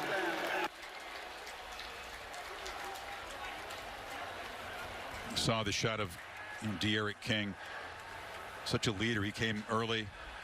Lost his dad in the offseason, went home. They delayed the start of spring practice a couple days. He was named the starter in July, but such glowing reports about his off-the-field contributions to this team. The steady hand. That's going to be tested at halftime into the second half if he's going to try to keep his teammates believing and get back in this game. Big uphill fight. There's a reason why Clemson has won 24 ACC games in a row. Speaking of fight, the NBA team from Miami has shown a ton of grit and fight. Jimmy Butler and the Heat winning a thrilling Game 5 to force Sunday's Game 6 here on ABC, 7:30 Eastern Time. Here's an example of that attitude I talk about with Clemson. Things have gone pretty well. They're up 21-3, 49 seconds. Maybe work the clock, get out of here with a lead. No. They're thinking 28-3. Worst case, 24-3. That's their mentality. They're going downfield. They're going to attack Miami here. They have one timeout to work with. Lawrence looking to launch it, and out of the backfield. Just couldn't locate the ball, Etienne. McLeod was in coverage trying to give chase. I mean, how about that matchup? McLeod, who probably his greatest gift is knowledge of the defense and ability to get people lined up, not being the most fleet-footed of their backers, and right away a wheel route with Etienne who is incredibly fast. And he just never saw the ball, or that would have been a huge gain. McLeod making his 36th start. You saw he had to leave the field to get a rest. They look for Etienne this time, a dump down. He has a crease, breaks a tackle. Just tremendous strength. Silvera finally grabbed him, but all of that work during the quarantine back home in Louisiana, it shows he was already strong before. He was. His lower half is incredibly strong. It's the area that he's grown the most. But I love his patience. Waited for the lineman and then the burst, the acceleration to get behind him. He's made 6 catches tonight. Lawrence over the middle. Galloway again. That tight end is free. He's into Miami territory. 19 seconds to go. They're not going to use the timeout. Rushing up. Clock restarts, and you want to hold on. Clocks the ball. Keep that timeout. Hold on to that last timeout just in case. And you said it, full throttle. Yeah, full throttle. They'll probably try to get about a 25-yard gain here. Clock it again unless they're able to get out of bounds, and then maybe take one shot at the end zone if everything goes well for them, and then have to settle for a field goal. Potter, who had the attempt blocked earlier by Bolden, has great range. He's hit from 53 in pregame. A couple of 50-yarders in his career, so they need to get the ball to the 35, about 13 more yards to feel comfortable. So this is the biggest difference with any quarterback, but especially with Trevor Lawrence, is his communication. When he was a freshman and they won the national championship, he was out there with a lot of veterans, and he just kind of respected them. 3rd year as a starter, man, he's a coach on the field. From the pocket, Lawrence hit as he throws, and it's incomplete. They got to him that time. A blindside knockdown by Roche. Roche, great matchup against Jackson Carman. He gets around him again. It's the reason we've seen a couple holds by 79. You know, kind of a knee or a waist bender there, leaning forward, and against a veteran pass rusher like Roche, he'll make you pay for that. He gets right around you with quick hands and suddenness. Tremendous flexibility. You're right, around the corner there. So it's 3rd and 10. We'll need to get a first down to have a reasonable chance at a Potter field goal try. Canes don't bring pressure. Lawrence steps up. They were spying him. He's hard to get to the ground. He breaks a couple tackles, but he's stopped. And Harrison Hunt grabbed him. They have to use the timeout here, and not really in field goal range. Yeah, they actually brought Bubba Bolden late, way back from the free safety spot, and it actually affected Trevor Lawrence. So good job, back-to-back plays. See 21, he's kind of hiding it. He comes from about 10 yards out, and that's exactly where Trevor Lawrence slowed him down enough to let the rest of that defense get to him. Back-to-back pressures on Lawrence by this Canes defense.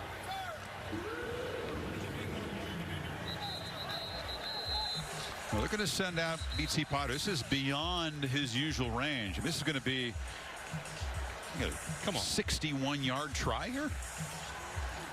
Wow. I mean, you saw him in warm-up from 53. A lot of times kickers won't try the super long ones. Warm-up, they want to save the leg for the game. My spotter, Mike Black, tells me. And send Bolden back just in case the Canes have a chance at a kick 6. But a 61-yarder should be his long by about 9 yards. Steps into it, blocked, and the Canes have a chance. 20, 10, Wiggins with a blocked field goal. An electric play, and Miami suddenly has life, exactly what they needed. Unbelievable. I can't believe that just happened. It's Ivy with a touchdown. I mean, you're thinking, wow, can this kid make it from this far? And if he doesn't, maybe Miami will have a chance to catch it and try to return it. Told you, Clemson's aggressive mentality, getting in there, getting pressure. Looked like Harrison Hunt got his hand, 81, on it. And then just by luck, the first luck that they have in the first half, the ball bounces right into the hands of Ivy. And it's a foot race between Ivy and the holder and the kicker. And obviously he's going to win that. That's the danger of a long-range field goal attempt. It's unlikely to be good, and it's risky for that reason a little bit. As bad as this first half has gone, 21-10, and they get the ball to start the second half. You talk about exactly what Miami needed to go in at halftime to create, not just get the score to 11, create some energy and some confidence and belief that they can get back into this game. Got to drive it low when it's long. Harrison Hunt got the arm, and then Ivy, the corner, made some plays. Then at that position, scoops it up. And the Miami special teams make a big play to cut the lead to 11. Dabo Swinney, a lot to be ecstatic about in the first half on both sides of the ball, but that, I'm sure, will not have him in a good mood as he goes to address his team. We'll hear from him momentarily with Allison. Coach Swinney, take me through the decision to try the long field goal and then your reaction to how it turned out. Well, I've seen it in practice every day, and but that's a terrible decision by me. Ain't nobody's fault but mine. Nobody's fault but mine. Why did you decide to make the long field goal? I mean, you saw him make some in practice. Did you think about the risk there? Absolutely, yeah. I think about the risk. Didn't work out. Been a great call if we'd have made it, but we didn't. And ain't nobody's fault but mine. That's obviously a bad decision. Other than that, you guys have been phenomenal keeping them in check offensively. What's been the key for you guys defensively? Well, they're doing a great job of containing the quarterback. Obviously, he got away one time, but we've mixed it up. We've gotten some pressure on him. We've caged him up for the most part, so I'm really proud of those guys. Great red zone stand to hold him to a field goal. But, 2 block kicks. We had a penalty that cost us a touchdown. We dropped a touchdown. So, we're fortunate to be up right now, but I'm just disappointed in myself right there. That was a terrible, about as bad a coaching decision I've made. Thank you, Dabo. That is Dabo being as composed as he can because he's seething about the way that half ended, taking the blame for the blocked field goal. Miami, as the rain begins to fall, somehow within 11 despite total dominance from the Tigers. End of the half. Dish halftime report coming up after these messages. Nothing can beat this. Not even a pillowcase filled with candy? No. This is a pillowcase filled with candy. Except it's... Get right back to work. The kickoff for the second half was a touchback, and now De'Aaron King and this Miami offense, which gained 79 total yards in the first half, Kirk. 56 of them were on that one scramble. So the other 20 plays, 23 total yards. You'd expect some urgency here with their first possession after the score off the block field goal. De'Aaron King gets the ball. Let's see how they make adjustments. Oh, how about that? How about that? Ball start. Offense, number 62. 5-yard penalty. First down. It's been a tough game for Jared Williams, the right tackle who came with King from Houston. He's a veteran. That's 10 penalties on the night.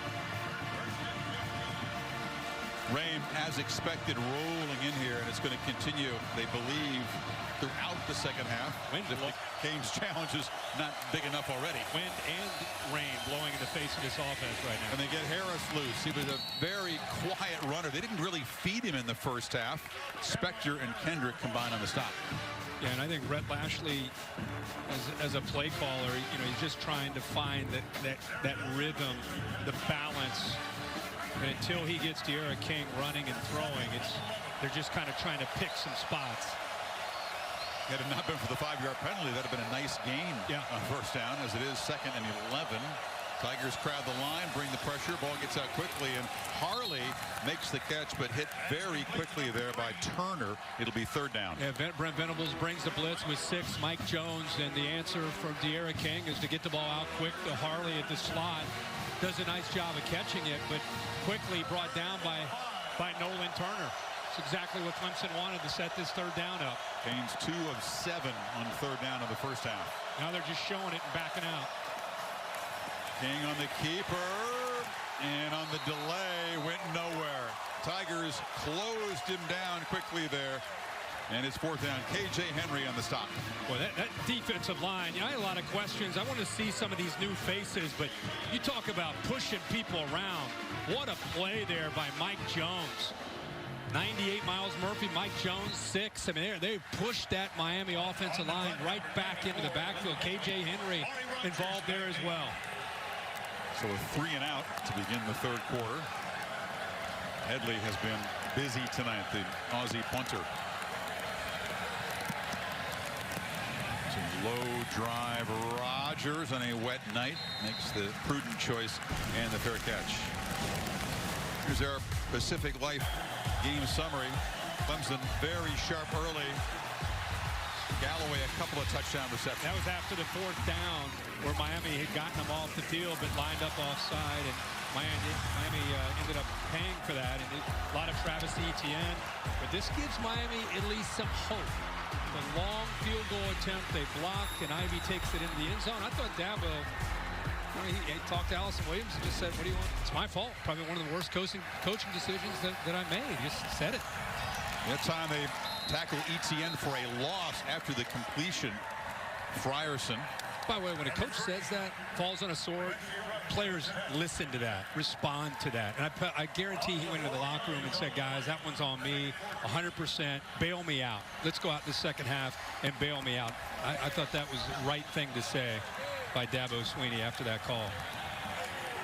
Yeah, he was seething, trying to keep it together so he could get in and deliver that message to his team. Clemson behind the sticks, play action, and it's incomplete. Wow, official got run over. Bubba Bolden was in coverage there. Tough guy hops right up, the umpire. Yeah, he sure did. But Bubba Bolden making a play, jumping on that ball. Should mention, very important if you missed the first half, Amari Carter 5 was kicked out of this game for a targeting. Gervin Hall now is back 26 in for Brian Balaam, who was forced into action as a true freshman. So now in the back end, they've got 2 really good safeties in 26 and 21. 3rd and long again. They pressure Lawrence, who escapes. Can he get there with his legs? No. Ball comes out. Is it a fumble? Miami falls on the football at the 40. He was trying to make something happen, and it is a takeaway. And we'll see the first appearance from the chain. Frierson came up with it. How about the effort by Phillips chasing this from behind? But I think it's 21 Bolden who eventually knocks that ball out with his shoulder before the knee touched. We'll take another close look at that, but it is Bubba Bolden having a night tonight. And we'll take a really close look to see if that leg touched before the ball came out. So as it stands, Miami has the football, trying to cut into this lead in Clemson territory. We'll take a break as they take a look. Imagine a future where machine learning will track your sleep. Excuse me, ma'am. Stands. So it's a fumble by Lawrence. Picked up by Frierson, the first appearance of the chain tonight. Bolden forced it, and now King and company from the 40. A pop pass. Rooster Knighton, the freshman who thought about coming to Clemson before choosing Miami, and he's knocked down. Hasn't made an impact play yet tonight. No, not yet. He is very gifted as far as speed. But speaking of speed, those orange jerseys can fly. You know, you try to run in the middle, and you got to deal with Tyler Davis and Bruzzi, 11, the true freshman. You try to go wide, and you got safeties chasing it inside out. You got corners that are setting the edge. It's tough. Run the ball on these guys, the way they run. And they haven't tonight, you're right. Harris on 2nd and 11 is in the game. King launches downfield, looking for Harley. It's a jump ball. Couldn't fight back to it. Again, boxed out well by Andrew Booth. Again, when the ball is underthrown, a lot of times in college football, underthrown intentionally. Booth is a very talented corner. You got to be able to find a way to work through him when you come back. If you can't get to the ball, try to work through the defensive back to draw that flag. And he was unable to do that. Booth is a guy that's targeted a lot because they kind of leave Darian Kendrick alone on the other side. And he's a guy that's been gaining confidence as he's been tested throughout the first 4 games. 3rd and 11. King, it's a straight run. Can he escape? Yes, works free. It's a first down. De'Aaron King with another productive play with his legs, and the Canes are at the 26. You know, he was brought down by Spectre 10. Watch 10 chase him from behind. Right there, he's got him. It gives you an idea. You know, he's got really strong legs. Low center of gravity, pulls out of the would-be tackler there. Now looks to launch to the end zone, and it's intercepted. Fighting back to make the pick was Sheridan Jones, the corner, and Miami's drive is flushed out as King throws a pick for the first time this season. Now that is how you play as a corner. Sheridan Jones, really good position.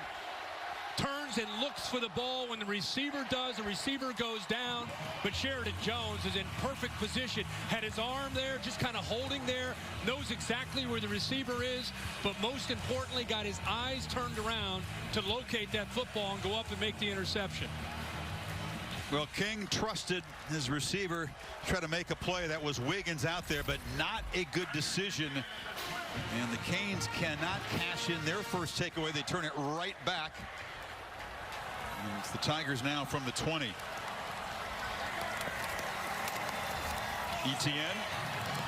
He gets the edge and bounced out of bounds after a 3-yard gain. You only get so many opportunities when you're playing a team like Clemson on the road.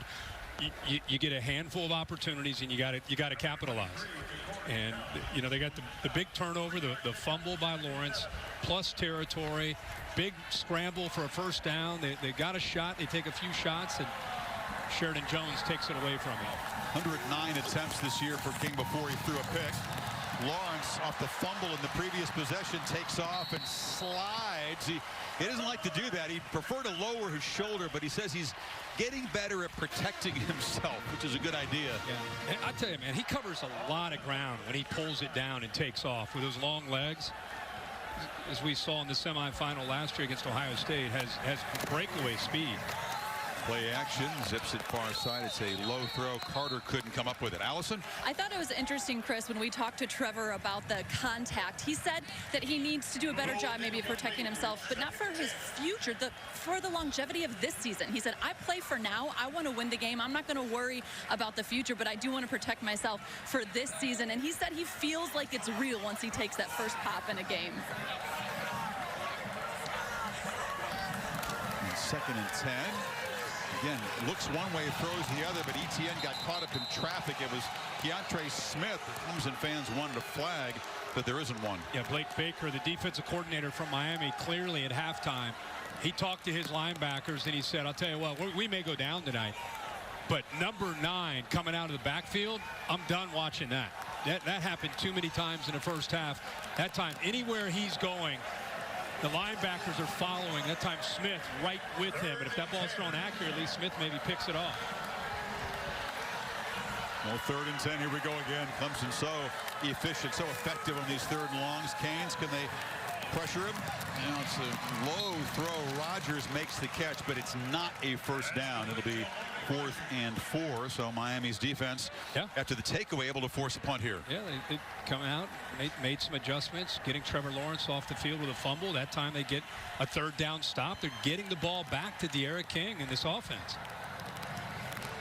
Got to be careful now, the kicking game with this rain falling here.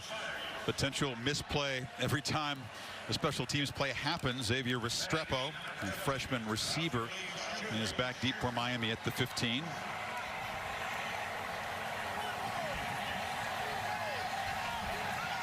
Miami backs out to try to set up the return, but a flag for the snap. You know, Miami a late timeout. Yeah, late timeout. They saw, Miami. I don't know if they were concerned about a potential fake there. Normally you wouldn't want to spend the timeout down 11 in the second half, but you're right. I think something they didn't like about what Clemson was doing in the formation. Well, they had both their gunners at the top on one side, and I think that's maybe what caught their eye. They must not felt that they were in position to defend that. That's good. It's a good little wrinkle when you can get your opponent to spend the timeout early in the half.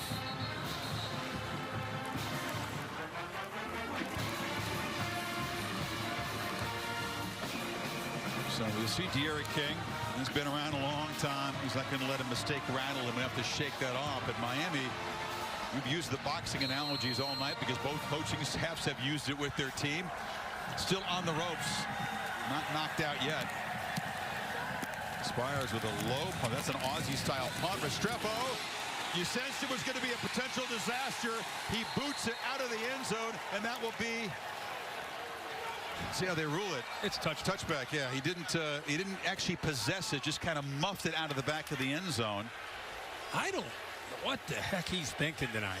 Couple mistakes. Running on the field is the receiver never possessed the ball. The result of the play is a touchback. Yeah, if he holds it long enough, of course, it's a fumble. It would have been a safety. They're ruling that he didn't have possession of it. That'll get a a conversation from the head coach. You're right, just get away from this. Let's get a roll to the back of the end zone.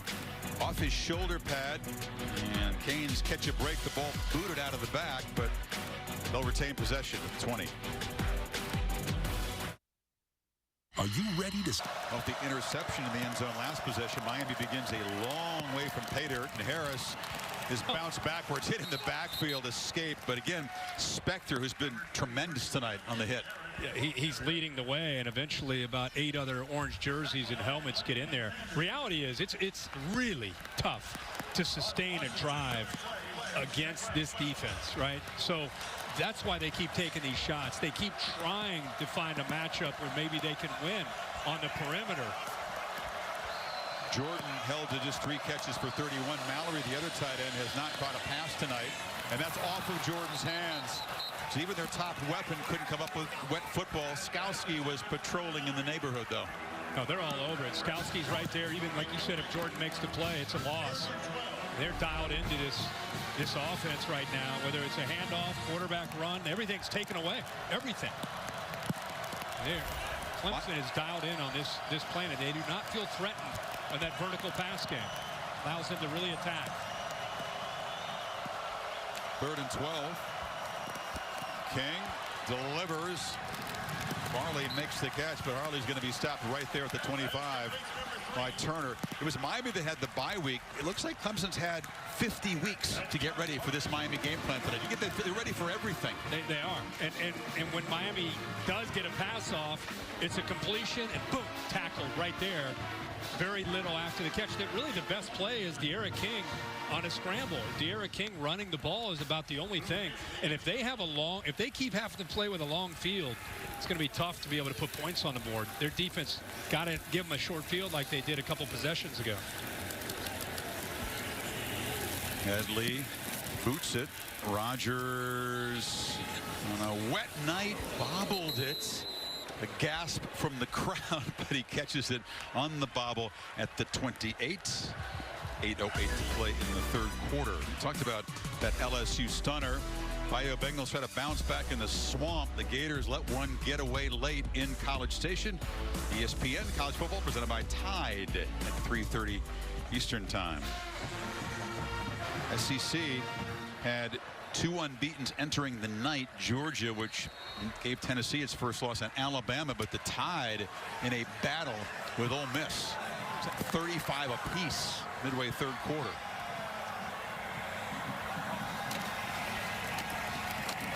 Etienne gets the edge again. And Etienne tights on the sidelines. Did he step out? He's still running all the way to the end zone. Travis Etienne.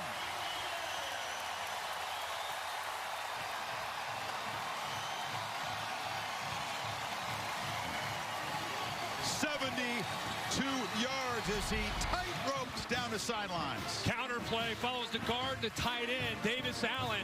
And then once you get him out here, he's going to make somebody miss. Just a slight stutter step. He stays in bounds. And then a poor angle by Bolden because of the speed of Travis Etienne. Simple counter play. That's one. That step right there. He stayed in clearly. And then he has the speed. Nobody's going to catch him. The rare elite running back who came back for his senior season and even in this bizarre offseason improved as a runner. And Travis Etienne and Trevor Lawrence, you get two early contenders for the Heisman Trophy, which will be presented virtually this year. The finalists will not go to New York. They haven't determined what day it'll happen yet. That's still being discussed.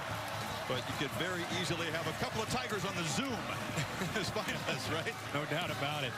Boy, how about the blocks by the right guard, Will Putnam, the tight end, Davis Allen, both pulling around and just open that up for Travis Etienne. They got up to those linebackers. You said it, Kirk. You take on a team as good as Clemson, especially in their ballpark. You got to have a lot of things go right. Miami had chances, couldn't take them, and now the lead is 18. On a heat. Look out, he's a sprinter. Shades of things to come. Welcome to college football. Travis Etienne, I just had a sense. Be ready. This guy is going to be a superstar. Yes, he is a superstar. That was his coming out party, his first FBS touchdown game early in the 2017 season against Louisville. Now he has scored 67 career touchdowns, 60 of them on the ground, over 100 yards. He'd been kind of kept in check as a runner for tonight until that one. He had been used mostly as a receiver. Here's the block. Yeah, I love the show. Will Putton on the right guard, 56, kind of gets to Roche right there, and then 84 right behind him. Opens that up. Look at that block. You see the impact on McLeod. Those two blocks were able to spring him loose, and then I was shocked that Ivy didn't use the sideline as his friend to try to at least push Etienne out, and he gave just a hesitant, like a stutter step, and just went by him. He's smashing all the records, also climbing up the career ACC rushing charts. He's going to eventually own all the records in this conference.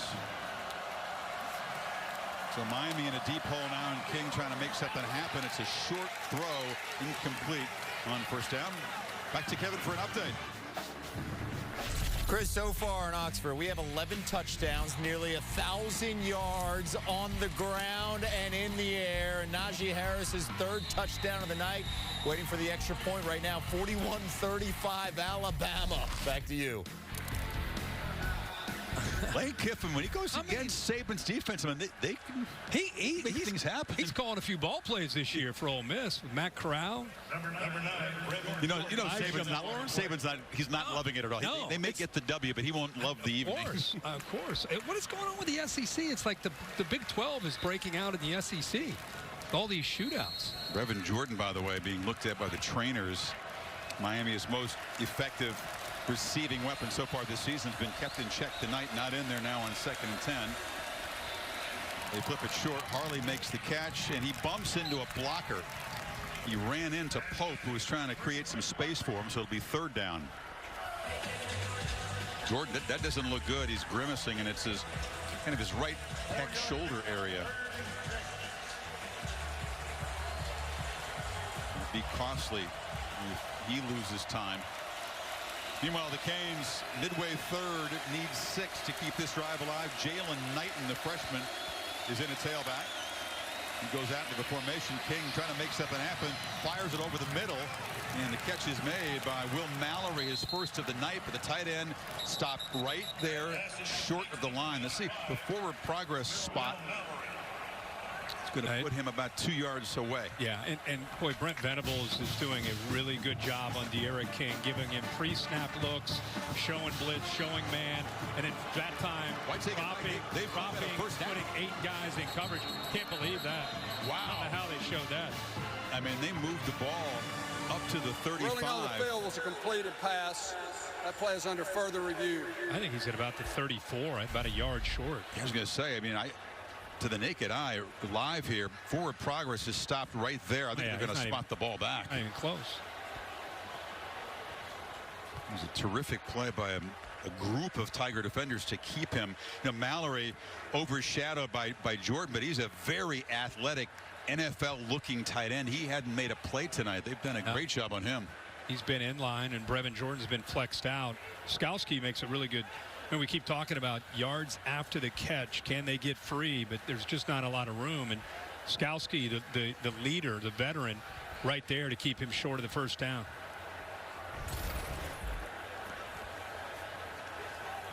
It was an extremely generous forward progress spot. And we believe that Bruce Palmer, the replay official, they work in concert with the ACC Command Center in Greensboro, which will step in to occasionally try to correct something they see as a flaw, but it's Palmer's call to make. Really incredible how many new faces are on this defense, and yet how active they are and how they're moving around. After and being so further review, multiple. the pass was complete, but the runner was short of the line to gain. It'll be 4th and 1/2 yard to go from the 34.5-yard line. Offense on the field, though. Start on my signal. Down 18. Diaz knows he's got to do something here to try to keep upset hopes alive.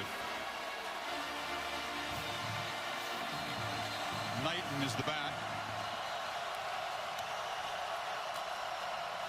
And the Rooster won't get it. Skowski from that middle linebacker position laid a hat on him. The freshman never had a chance, and Clemson will take over. Skalski just made the play to keep him short, and then he makes this play right here, submarining along with Tyler Davis, taking away the middle. Watch this linebacker get underneath the guard and then submarines the back Knighton. You can't do it better than that. Skalski, a guy who had a tough offseason. Remember, he was kicked out of the championship game for targeting. Actually had to miss the first half of the opener against Wake Forest. But he has been inspired since then. Big smile on his face. And a big play. And then after the end of the play, an unsportsmanlike conduct penalty on Miami will move Tigers even closer to try to blow this thing wide open now. Larry Hodges, the tight end, flag, just a sign of frustration for Miami.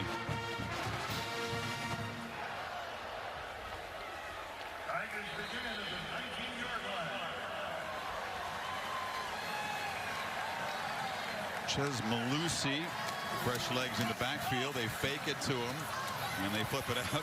Heavy traffic. Ladson is knocked down near the line of scrimmage.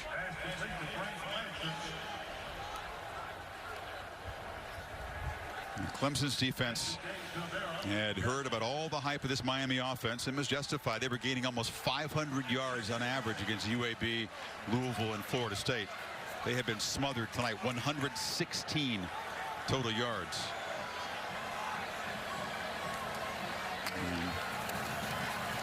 Again, they lift Lawrence, and this is DJ Uiagalelei, the backup quarterback, who's a 250-pounder. We saw him with a package of plays in the first half. Short gain there. It sets up third down, and Lawrence is back. And he is the future. Every time we get into a new season, Clemson has young players that are having to kind of wait their turn until they become the guy, right? I mean, that's part of the beauty of this program and the longevity and the consistency of it. And he'll be the guy next year when Trevor Lawrence goes off to the NFL. I think it's smart. They comes from California, reflects the national recruiting of this program. Play clock at 3. Lawrence drops back, fires across the middle. Inaccurate throw. One of the few tonight trying to find Powell, and it's fourth down. Yeah, just not quite on the same page. I think he was anticipating Trevor Lawrence a different angle on that route. More upfield as opposed to coming across the middle. You can see he and Brown just not quite, or Powell rather, just not quite on the same page. So here's Potter. He had one blocked by Bolden, then blocked again by Harrison Hunt. Returned for a touchdown by Ivy. This is from 33. High snap. And it's blocked again. And the Canes trying to create some more magic with special teams. That has been a solid area for Clemson this year, cleaning up some problems of last year. But Dabo just livid again. They're having a heck of a time kicking field goals all of a sudden. I mean, he's fired up, and if you're a Miami fan, you're thinking, man, this is giving us our best chance. Bolden gets in there again. Gets his left arm up to block this one. It's a second block for the safety. Both of them like that, kind of deflected. So Miami still hanging by a thread here, down 18. Well, you know, if you're just tuning in, they blocked one, and they were able to get the ball, you know, bounce right up to Ivy, and they scored a touchdown. Warning, Miami, their first warning. Lots to admire about Bubba Bolden. He's talked about the frustrations of this defense. He's been cut. He's stopped the bleeding a couple times. He continues just to play hard. The whole defense, really. I mean, considering how much they've been out on that field, with their offense not doing much, they're playing well. All things considered. Looking downfield. Harley tried to fight back, and that's a flag on the safety Turner. He can't believe it. Underthrown there. Pass interference. Defense number 24. 15-yard penalty. First down. Well, Rhett Lashley is telling De'Ara King it's about the 4th or 5th one we've seen. Underthrown. Throw the deep ball. Just throw it up. I don't care if they're covered. But there wasn't a lot of contact there at all. I mean, he touched him. But because the receiver went down, I guess is what drew the call. Not usually enough to draw a flag in college football. No. Canes from the 35, immediately King pressured, escapes, fires incomplete. My point was, I think Lashley's telling King, put it up there. If we don't catch it, maybe we'll get let's come back to the ball, work through the defender, and try to draw a pass interference call. That's the one thing that really hasn't been clicking for the Miami offense really all year. That's the deep shots. They coming into this game, they've taken 17 of them. Only hit on 4 of them, and it's been very unsuccessful tonight as well. I think that's the area that Manny Diaz is still trying to get to that next level. You look at Chaney and Knighton, the 2 true freshman running backs. I think to get to the next level, they've got to find players with similar ability as Chaney and Knighton, but out at receiver. Both Chaney and Knighton, the freshman in the game, flanking King, who drops back and looks down the sidelines. Intercepted. He tried to get it to Mallory, and Darian Kendrick, the All-American candidate at cornerback, makes the 2nd pick tonight for Clemson. You know, there's a matchup that they wanted to get with Mallory at 6'5". Kendrick, the former receiver, at about 5'11", but to have that, you got to put it up in the air. Look at the confidence of Kendrick. He plays it as a receiver, sees it the whole way, but 6'5", you got to float that one up in the air. It was too flat, and it gave the undersized Kendrick a chance easily to go up and intercept it. The only returning starter in the defensive backfield for this Clemson defense hasn't allowed a completion in coverage all year. And there's another conversation between Lashley and King. So Clemson from the 40 to build this lead. 5:03 in the 3rd quarter. Sudden change, take a shot. No. Dixon, excuse me, that's Malusi, a 4th string tailback, making a nice run. He did. He able to work through. They keep running that same counter play with the backside tight end and guard pulling and leading the backs through. Lucy got 9, comes in there deep into the 3rd quarter, eager to make a play, and he keeps it. Trevor rode him for a long time, finally gave the ball to him. Roche in the tackle, but it's 1st down. Trevor gets caught up. Eventually just said, what the heck, I'll just come with you.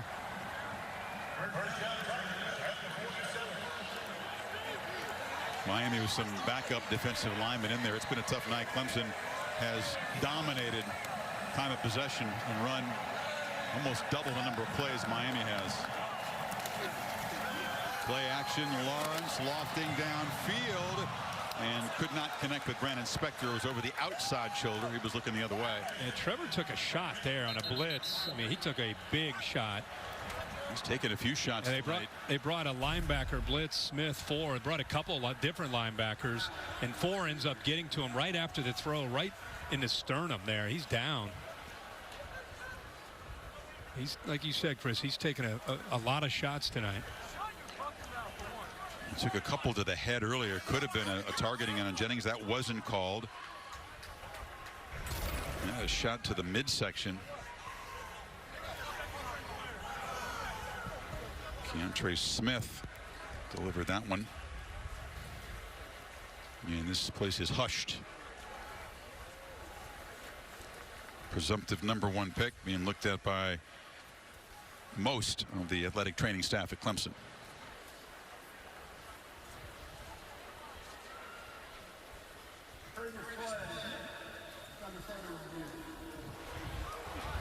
So now they're going to take another look to see if it was an illegal hit on the quarterback.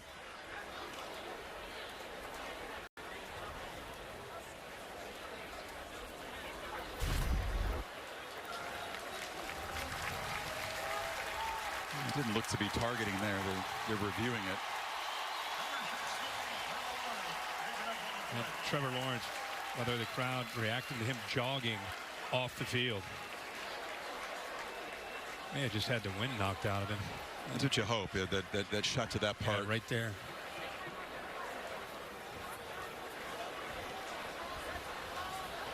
We waited a while before buzzing down the replay booth, which is just to the right of us here. It's one of those hits he'll feel tomorrow. Uyunglele, meanwhile, is in the game.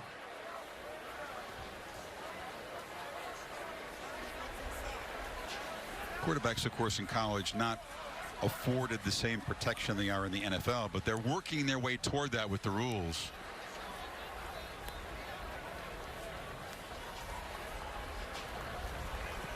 Lawrence smiling. He seems to be just fine. Yep. This was not called on the field. The booth, of course, can. Bill LeMonnier remotely keeping a close eye on things. Bill, you think this is going to be viewed as targeting? After further review, he's got the head down targeting crown of the helmet. number If 4 you of use the the crown of defense. the helmet as your forcible point, he's attacking, driving the helmet into the stomach. It's from your head to your toes when you use the crown of the helmet. No. So I won't be surprised if replay creates this as a targeting foul. They have, and Kentre Smith, the second Hurricane defender to be ejected. Of course, he'll miss the first half of the next Miami game, which is Pittsburgh. Trevor Lawrence trying to negotiate, even though he was injured there, with the targeting call. I don't know if, Bill, if that's a rule or not. He's trying to get back in the huddle and say he's ready to get back on and not have to miss a play. No, he's going to have to miss a play. Okay. Here's the crux of this. I didn't feel it was as much with the helmet. He goes, well, I guess he did bring the helmet right into the breadbasket there. Well, it's just a lowering when you lower that. The helmet and the crown collides with a player. They're just trying to protect the defender as much as the offensive player. And you are defenseless by rule if you follow through in a throw like that. So there you see Carter, and now Smith out. Ball moved to the 32. Lawrence not in there. And they pitch it to Etienne. He weaves his way for 9. You just feel like every time he's got it, you could be paid hurt. Well, Trevor Lawrence comes back onto the field, and you're right. Boy, they just, like they've done for so many years, they stretch you horizontally, and it creates vertical seams, whether the passing game or the running game. Defense is stretched all over the field. Etienne hurdles a man into the secondary, slams another defender to the ground, and muscles for a first and goal. Another collision with Bolden there. Yeah, there aren't a lot of backs that can hurdle a guy, and when he lands, not slow down his momentum. He went airborne and hit the ground, still at about a 15 on a treadmill, and then threw a defender right to the ground. Almost got into the end zone. First and goal, he's got it again, and he's knocked backwards. That was a nice play by Roche. You know, when you watch football in the 80s or 90s, there were so many running backs that you would just, you would watch the highlights and watch the backs. College football, we're in an era where it's about the quarterbacks and the receivers. Travis Etienne, you don't want to leave the room to go to the kitchen to get a drink when he's on the field, because you don't know what he might do. I thought he might get the hat trick of rushing touchdowns. He's out, though, and Darian Rencher in the game on second and goal. Lawrence with a keeper, and the big fella takes another shot, but scores a touchdown and spikes the ball, saying, take that. A flag comes in. Well, there was a flag, I think, offsides. Miami lined up offsides again. There's a lot of flags out there. There's a flag on the side, and then Frierson delivered a shot as Lawrence was already in the end zone. It's been chippy, to say the least. And they lined up again offsides. And then Trevor. They called the spike. The spike, yeah. So the offside penalty. And the touchdown stands. And then all the shots that Lawrence has taken, he gave it all. They declined. The result of the play is a touchdown. After the play, unsportsmanlike conduct, number 16 on the offense for spiking the ball at a player. A 15-yard penalty will be enforced on the succeeding kickoff. Number 16's first unsportsmanlike conduct foul. And he's mad at himself. That was an old school NFL type spike right in the face of the defender, but you could kind of forgive him. That's what I love. Everybody's going to fall in love. Mel and Todd, they're all going to break down. He can make the throw from the right hash to the far boundary. What I love about Trevor Lawrence is him spiking the ball and showing, you knocked me out, but I'm going to come back and I'm going to show that I'm going to fight. That's what his teammates love about him. But the run by Travis Etienne really set this thing up. And this is what I was talking about. How many guys can hurdle a guy, and then when they land, still be running at full speed, and then the physicality, throwing Bolden, and then they get the touchdown run.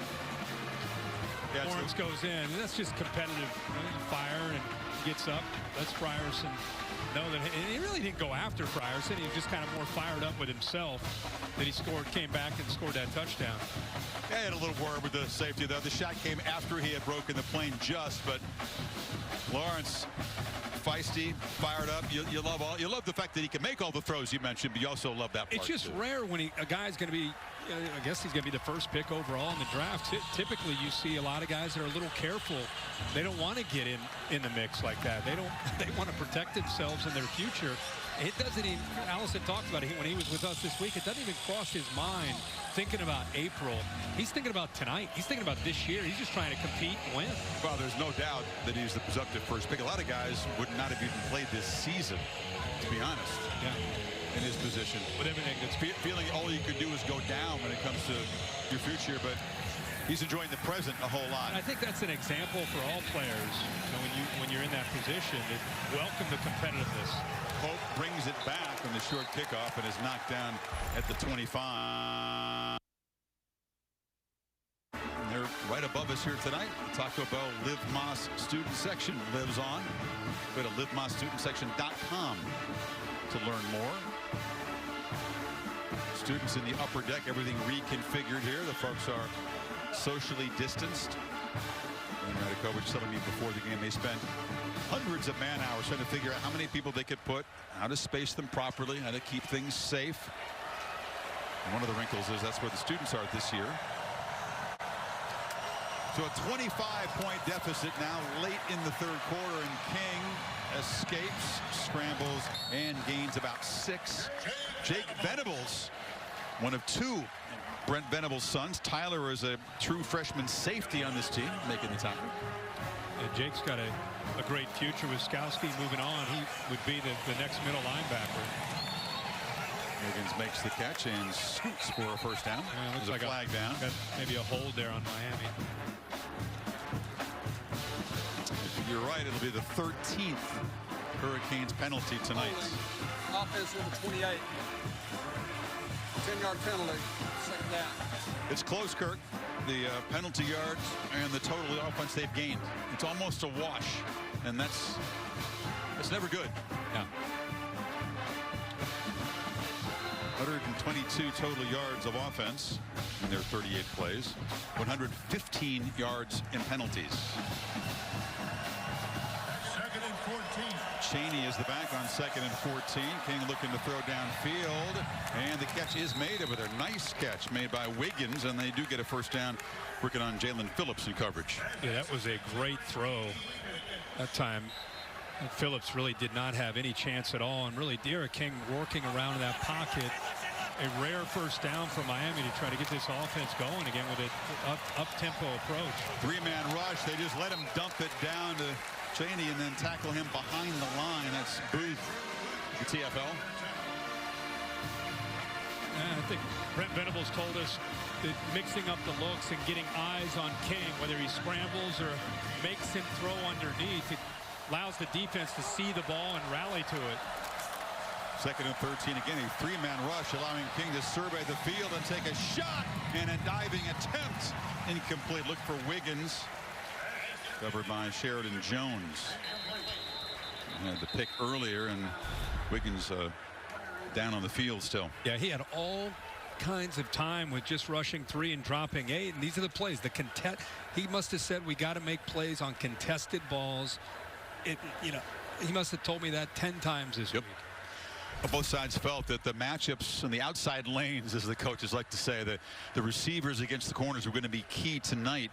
Of course, matchups up front have gone Clemson's way on both sides. That's made it very tough to find those guys downfield, but they have not come up with the throws and the catches when they've had a chance to connect. I'll be honest, I've been very, very impressed with what we've seen from this defense from Brent Venables, A.J. Terrell, obviously in the secondary last year, Tanner Muse, Kayvon Wallace, Isaiah Simmons. These guys played a lot of football for Clemson. They're now all in the NFL. And you had Chad Smith and Logan Rudolph, Justin Foster. I mean, they lost a lot from that defense. And yet you look at Skowski and this defense, and you know, other than different jersey numbers, it's what's impressive. It's that next wave of recruits, and they look very similar to what we've seen from those other players I just mentioned. Figure to get stronger. The guy they call X, Xavier Thomas, you mentioned, he's going to be back soon. He's been laid low by COVID and injuries, but is about ready to go. King, they bring the pressure. Can he escape? He cannot. He's going to be swarmed and dropped way back at the 28. Venables got in on the play. The coach's son. Yeah, he's right here. They also bring Skowski. He's eventually going to work his way around. They love movement, love to affect the communication. Poor De'Ara King just nowhere to go on that third down. Jake gave the old lawnmower celebration. He grabbed King's jersey long enough to let Skowski and company get there. More sacks by Clemson tonight than Miami had allowed total in the first 3 games. 4 of them. And Miami total yards back down to 132. Meanwhile, Trevor Lawrence showing the whole skill set tonight. Plenty of toughness. Yeah, and again, that's what I think people are going to, when they really start to study him. You can see he took a hit early, said, boy, that one hurt on my head. But instead of starting to shy away from it, he just continues to play. And he told us on our call this week that he actually likes that part of the game. He likes being hit.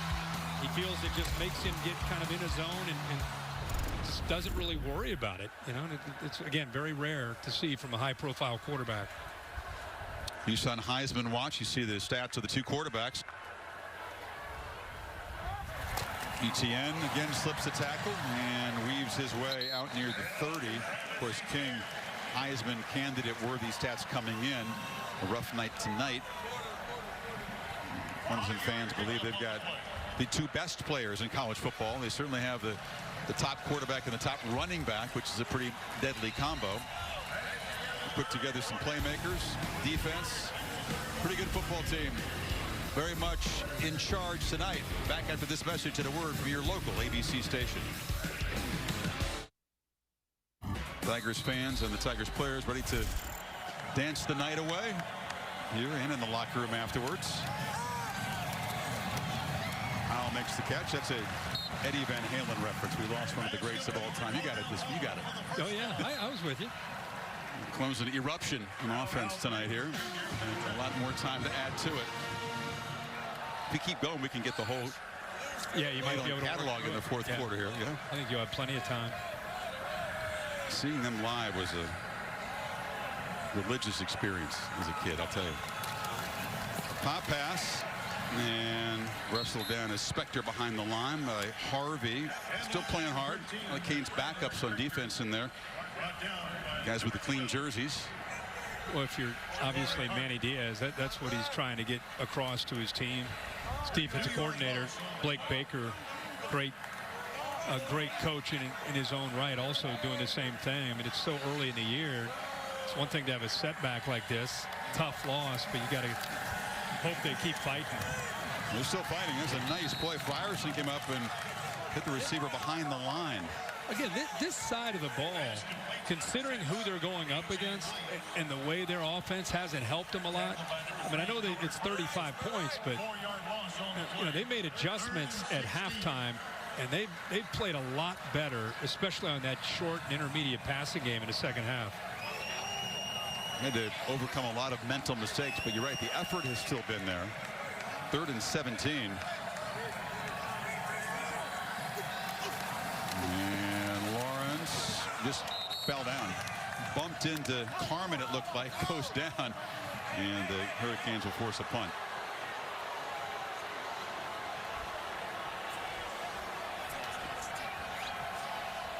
Look at this team. Remember, there's no divisions in the ACC. So the conference only +1 schedule. Top 2 teams with best records will play in the conference championship game. It'd be shocking if Clemson weren't in that. So Miami can absorb a loss and then try to go back to work and try to potentially create a rematch. That's right. Season, far from over as far as their goals. But this has been a sobering experience tonight on the road. Timeout. Clemson. First charge, timeout.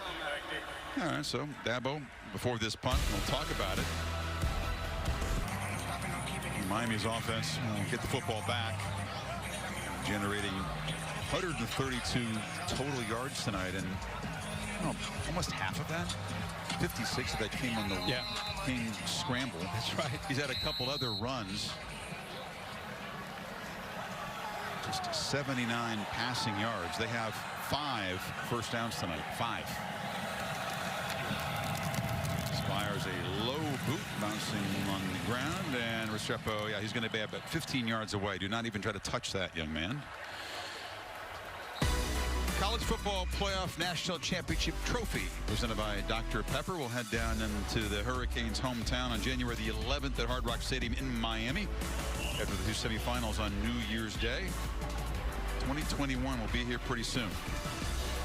No problem with that concept. The Rose Bowl and the Sugar Bowl will host the 2 semifinals as Clemson tries to make it 6 consecutive years in the playoff, 6 consecutive ACC championships. Look very much like the games of the conference. They may have a shot to be out there. One of those games. Nope, the keeper. King, nice ball handling. He faked out the Clemson defense and got about 10 yards. Allison? Guys, it'll be tough for the Canes finishing out this game without one of their main weapons. Tight end Brevin Jordan is in the locker room being evaluated for a right shoulder injury, and he is unlikely to return. Thanks, Allison. That is bad news. Of course, this one is going to be tough, but you need Jordan back there. There's a direct snap. Cam Harris, and it's a reverse. They got a little flea flicker. Ball thrown downfield, and the catch is made. So they create a little confusion there, and Keyshawn Smith, receiver, comes up with a catch. One thing that's great about this is it ends up in the hands, instead of a wide receiver, it's the quarterback who lays it out there and has the arm and the accuracy to be able to put it up there and make the play to Smith. Lashley, known for his trick plays, he waited a long time to go to page 106 of the playbook. Venable stopping Harris right there. It was fun, though. They may need another one of those plays because the line of scrimmage down here is not very kind to them. I mean, their only chance is to put it up there and try to hope that a receiver can fight. Maybe Mowry with his size can go up. You can't run the ball against these guys the way they blitz their backers and the way their D-line is dominating the line of scrimmage. They have to make a play in the pass game. By the way, that was a first career catch for Keyshawn Smith, and true freshman out of San Diego. Did a nice job adjusting back to that ball, too. 2 true freshmen in the backfield again, Chaney and Knighton. Play clock winding down. 3, 2. No time to change the play. Did they get the timeout called? Diaz went racing over at the last second and did get the timeout. De'Eric, as experienced as he is, was trying to make late adjustments. That wasn't going to work. Take a break. 2nd and 12 when we come back. With the Capital. Take it. And Payne's trying to make something happen here late. Cam Harris has had a frustrating and not very busy night, I might add. They haven't fed their top running back, and you wonder why. You said they'd be patient with the running game. It really hasn't worked at all. No, he's had 8 carries for 3 yards. That's probably why they haven't gone back to him. It took a long time to feed him. What about those body blows they kept saying to wear down Clemson? They could play 100 quarters and not going to wear down this defense. No. What they've done. I told you, they got to make a play in a passing game down here. It's tough to run. Harris goes in motion on 3rd and 7, though. King's thinking about running. Look at those quick feet. Oh, and look at, he breaks free. And the quarterback down inside the 5. He is just tough to tackle. You said it. Low center of gravity, great balance and strength. Yeah, he got out of Skowski, and then 2 other defensive backs that had a chance to bring him down well short of the first down. He almost got it to the end zone. Elijah Turner, one of the backup safeties, couldn't bring him down. 1st and goal. It's one way to run the ball down there. Break 3 or 4 tackles. He's had a tough night throwing the ball, been effective as a runner, and on 1st and goal, they hand it off inside, and nothing doing for Harris. I'll tell you who's going to be a future star is Miles Murphy, 98. We keep looking at this defensive line. Tyler Davis, we saw him play last year, 13, as a young true freshman with some veterans around him, and now Miles Murphy, man, he was a highly touted guy along with Brian Brzee, 11. And they have, both these guys are going to be that next dominant defensive lineman that we're used to seeing here. Brzez's a 300-pounder as a true freshman. Murphy goes 275. They come in looking ready for big-time college football. Yep. Second and goal. Mallory in the backfield. They hand it to Harris, and he barrels for a touchdown. So Miami's offense scores for the first time tonight and scores a touchdown against Clemson for the first time since 2010. I don't know if they had enough men in the backfield. Illegal formation, maybe. More than 4 men in the backfield. 5-yard penalty, second down. So John Campbell, this could get worse as the starting left tackle for Miami is down holding his right knee. Touchdown taken off the board, and this is the bigger concern now. Already Brevin Jordan with an apparent shoulder problem. Allison reporting is out for the game, and Campbell being looked at. So they'll move the Canes back. It'll be second and goal again when we come back.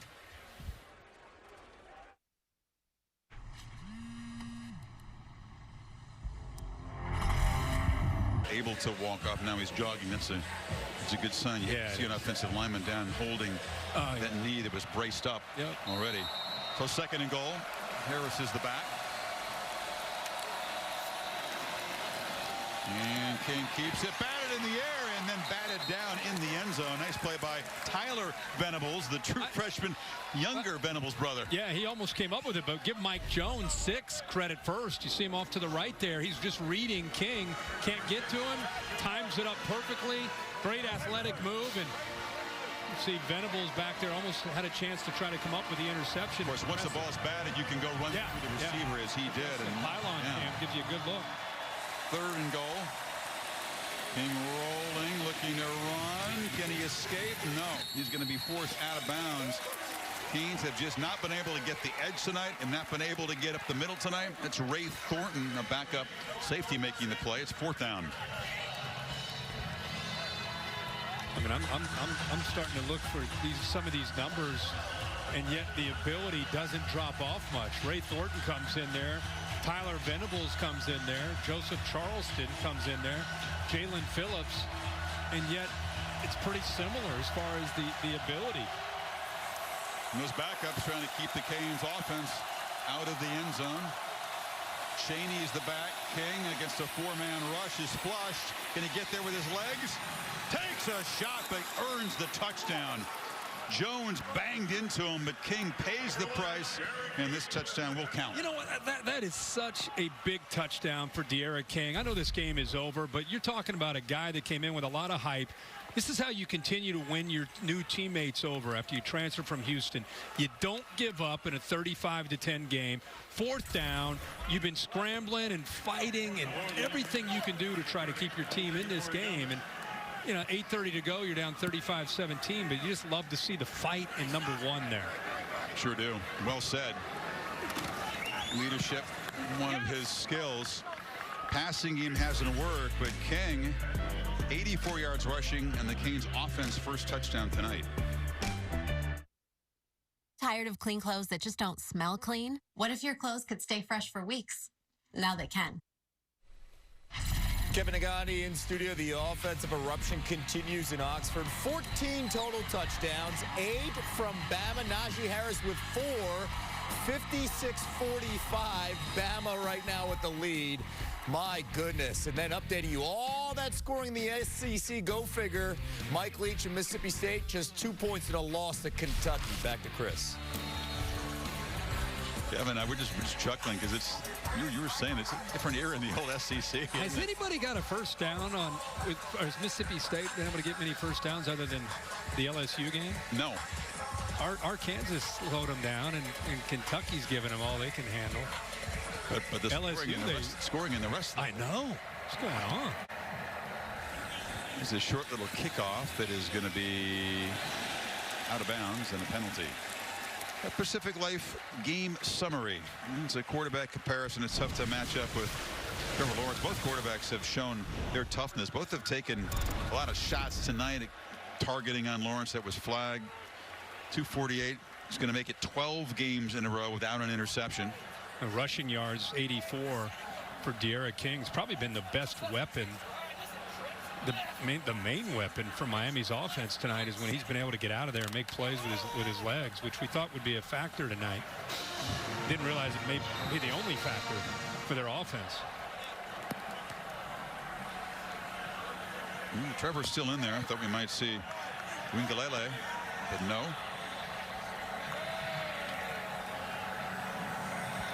And Etienne still in the game as well. It's a shovel pass to Travis inside. Makes a man miss. And just decides to stay down inbounds. Bless him for keeping the clock running at the 44-yard line. He's a good man. I can't believe I'm surprised he's still out there, but I am too. I mean, again, they want the work. Both he and Trevor Lawrence still out there. First team offensive line, receivers.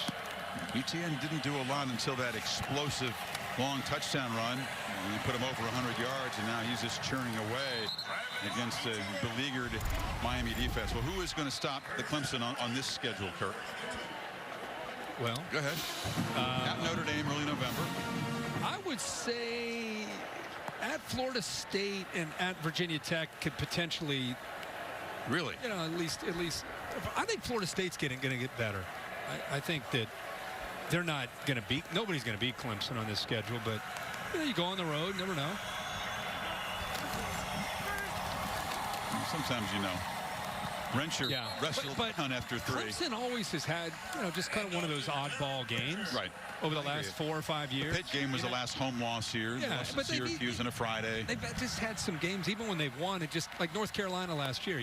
It's hard to predict that was going to happen. NC State here a few years ago. There's always been a few games you just can't explain. It's hard to be perfect every single Saturday. They do a pretty good job of it, though. They come close. Yeah. Carolina, as you mentioned, not on the regular season schedule. It could be a potential ACC championship game if the Heels can keep rolling. The Heels play Miami in the finale, which could be a very important game determining the other slot in that ACC championship game. Yeah, good point. Meanwhile, the Trevor and Travis show just continues to roll on. And this roster that Dabo Swinney believes might be his most talented. Now think about that, with all the talent that has come through here and gone to the draft. He's counting on the future potential of a lot of young players. They've got a bunch of true freshmen who played, but that is a pretty sobering statement for the rest of the league if that's true. You need a yard on 3rd down. Rensher is the back. He's got a first down as he backs down near the 20. You think about some of the teams and some of the rosters that they've had since going back to 2013. I think 2013 is when they really turned the corner and became this Clemson brand of consistency. And to just look at the players that leave and go to the NFL, high profile players. And then tonight was a big question. Okay, Miami's building some momentum. How are these new players going to play? And you wouldn't think they missed a beat. Like they look like it just, the brand just keeps going. Power of the paw. It's true. More than doubled up the gains in yardage you see there. Rensher still the back. They use just about all of the play clock and hand it to him, and he's going to be knocked down behind the line. Nesta Silvera is the starting defensive tackle on the play here. The rankings brought to you by Goodyear. Alabama having to fight off the upset bid in Oxford tonight. Georgia scored 27 unanswered to get past the Vols. We'll see the Gators at home against LSU next week. Mac Brown. It'll be fun when those Big Ten teams get into the action. Yeah, well, 24th of October. Couple more weeks. Yep. Mac Brown in North Carolina, great win today. Sam Howell played really, really well. We'll jump over Miami and over Florida. Carolina could be sitting there at number 6. Right behind new rankings. Yep. Wow. Then they use all of the play clock. Lawrence looking to throw over the middle, and it's complete for a touchdown. Davis Allen with his first touchdown reception, and the guy that Tony Elliott says is his favorite player on the offense just because of his attitude and work ethic. Finds the end zone. They reward him with a touchdown. Well, he is a big target for a quarterback to be able to throw to at 6'6", 250. Watch this play. He opens up, and Trevor Lawrence knew that he had him. Throws it right into that seam. Gives him a chance, by the way he threw it, to catch the ball and then get down and protect himself from the hit from Bubba Bolden. And Lawrence with 3 more touchdowns makes it 10 so far for the season. A flag down on the conversion. So much different start to the season for Lawrence this year. We talked about last year, pressing, had 5 picks through the first 3 games, hasn't thrown one yet. But that's so good for him to go through that. It wasn't fun at the time, but it was, every quarterback goes through that becomes a superstar. Foul, number 2 of the defense, the 15-yard penalty forced on the succeeding kickoff. I think that was part of his maturation. He had such a big freshman year. Culmination, they beat Bama and they win the championship, and he goes crazy. The next year, the bar is unrealistic. He felt that. He would tell you he felt it. He pressed, tried to make plays. Then about middle of the year, after about week 7, he just said, I'm done doing that. I'm just going to settle in and let the game come to me. And I think that will help him. It's helped him this year, and it'll help him moving into the next step in the NFL. He looks very, very different this year, as good as he's been the last 2 years. I'm talking, the game is super slow, and he just is seeing it. They talk a lot about the selection process, recruiting for the culture, but to have superstars, Sunday-ready guys like Lawrence and Etienne be so humble and so unselfish and never waver one little bit in the work ethic. They just work harder and harder as they've gotten better and better. The example of that sets, that just doesn't automatically happen, as you know, in this sport at all. And when your superstars are humble and the hardest workers, it filtrates down to the rest of the team, because if Travis Etienne is that way, he's blue-collar guy. He's the hardest working guy on the team. He's staying after practice. Amari Rodgers, he's staying after practice. Trevor Lawrence, when those guys are doing that, and the players before them, Christian Wilkins, it's who they are. And the younger players see it, and so when they get older, that's how they act. It was Roche in the personal foul. It was Miami's 15th penalty, by the way, for 135 yards. We'll see if the Heat fare better than the Hurricanes as they try to force a Game 7 against LeBron and the Lakers in the NBA bubble. It's tomorrow at 7:30 Eastern Time here on ABC. Well, there's a lot of things to talk about from Manny Diaz and company. A couple of targeting penalties tonight. Certainly hope that Brevin Jordan, when they make that long flight home and get to the Heck Center at 5 a.m. Certainly hope that shoulder is okay and that he's not going to miss an extended amount of time. Along with John Campbell, the left tackle, you hope he's okay. We saw him flexing his leg, and at least he got off the field under his own power. King is out, replaced by N'Kosi Perry's part-time starter, and the backup gets dropped. Clemson still fighting, and that's Bradley Jennings. Excuse me, Niles Pinckney. Big Pinckney, who's played a lot of football as a senior, comes in and makes a play. And one thing still here, Pinckney? Yeah, he's still here. He's still here. One thing I wanted to see is how good, the 2 things I wanted to see is how good was the Clemson defense with all these new faces, and how good was their offensive line. And I think they showed everybody that the rest of the ACC is taking notice, saying, well, not much of a drop-off. Taking notice and, taking stock, because as you said, when you've won now to be 25 in a row in the conferences, and a lot of them have been blowouts. A lot of them have been handling the contenders in this conference. Virginia here a week ago was a rematch of the ACC championship game. It wasn't as lopsided as that game when they played this year, but this is a sobering loss for Miami. 42-17, and the game wasn't really that close. Perry surveys and takes a shot and delivers a pick. Intercepted by Kane Patterson. Why not let a third-team linebacker get in on the fun? And the frustrations continue in that sideline. It's a thrill for him. He's keeping... That's funny. My youngest son, Chase, we live in Nashville, go to Christ Presbyterian Academy, and that's where he's from. And he's a superstar in high school, and he's kind of had to work like a lot of guys up the food chain here to get an opportunity, and we can see how fired up he is. to be able to make a play and be able to get his hands on the ball. He read it perfectly. Brent Venables there, the defensive coordinator, giving him some love. Good for 17. Yeah, he backs up Skalski and Jake Venables, and you can see, hey, read that well. So all the work that you do, the third string guys study tape too and go to the meetings. And Taysom Namachan, the third string quarterback for Clemson, is in there. Penalty, first down. And it's Michael Dukes. They're going deep in the depth chart.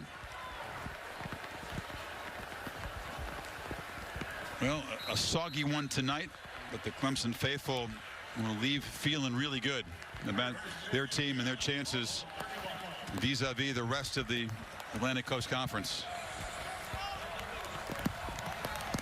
It's going to take a great performance and an off night by Clemson to beat this team. Oh, the third teamer. Namachan almost had it picked up. Blades read it. Couldn't come up with a football on a wet night. But he's seen that play all night. He's a starter. And Trevor Lawrence has been throwing that out there a bunch tonight. And this time he gets in front of, looked like I think it was Will Brown, 82, who was trying to block him. But Al Blades reacted so quickly, he was almost able to come up with an interception and a touchdown if he caught it. Too much time to take away. I don't get a lot of snaps. Let's not throw a pick six here with everybody watching late in the game. They don't have the turnover chain. They have the Apple turnover chain. Got a cherry there at the bottom. And they got three of them. So it's a statement and it's a snack. So the turnover chain for Miami just once on the fumble by Lawrence, but the Canes couldn't cash that in, and that was very costly. Threw the interception in the end zone after that takeaway. Namachan follows a block. Bridgeport, Connecticut, where this redshirt freshman is from. Up in your old stomping grounds up there. A long time ago. Back in the heyday. You say the Nutmeg State, right? Yeah. Still is. Still there. You held it down back there. Will Sweeney. Wow, didn't you? Got all kind of coaches' sons in the game. Will Sweeney's in there now. Of course, he's the holder, but also a receiver. Delayed handoff to Dukes, and bangs forward. Not that run. I think almost every guy who's dressed out tonight has now gotten in the game for Clemson. Inside of 2 minutes, and all those streaks we talked about at the top are going to stretch. 36 straight regular season wins. It'll be 47 in a row on Saturdays. There's a reason why Clemson has been a double-digit favorite 32 in a row. Oh, what we got in the game there in the slot right there? Is that Herb Street? I would love it. It's a decoy. They threw him in there so that all eyes of the defense would go towards him, and then ran the ball. That's right. That's pretty cool. Well, you know, the program does a great job of playing. They really do. They play guys, and Dabo's theory is if you practice, you should get a chance to play when they get the opportunities to get a lead. Keeps everybody engaged too. Kobe Pace gets a carry, gets down to the 5 in the final minute here.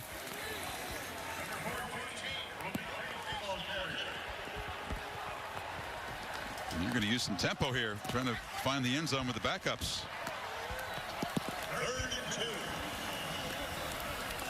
He's bringing off some guys here as the clock winds down.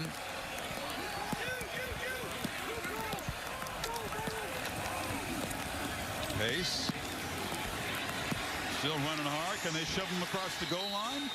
No, they'll stop him a half a yard short. Tell you We'll what, see if that's it. We'll see if they line up and try to run play a tempo and get in the end zone here. First and goal if they hurry. They're going to get it off here. Tack on a 7th touchdown tonight. Kumachan with the keeper, and the Canes will rise up and stop him as the clock hits 0-0. One of the few things that didn't work for Clemson tonight. Trevor Lawrence, 29 of 41, 292, 3 touchdowns. Travis Etienne running for a couple touchdowns and $149. A strong statement tonight from Kings of the Conference. Yeah, really was. Learned a lot about them in 2020 and what they have to offer. And De'Ara King in Miami, they found really where they are. And they've got to go back to the drawing board, learn from this experience, hope that they can regroup.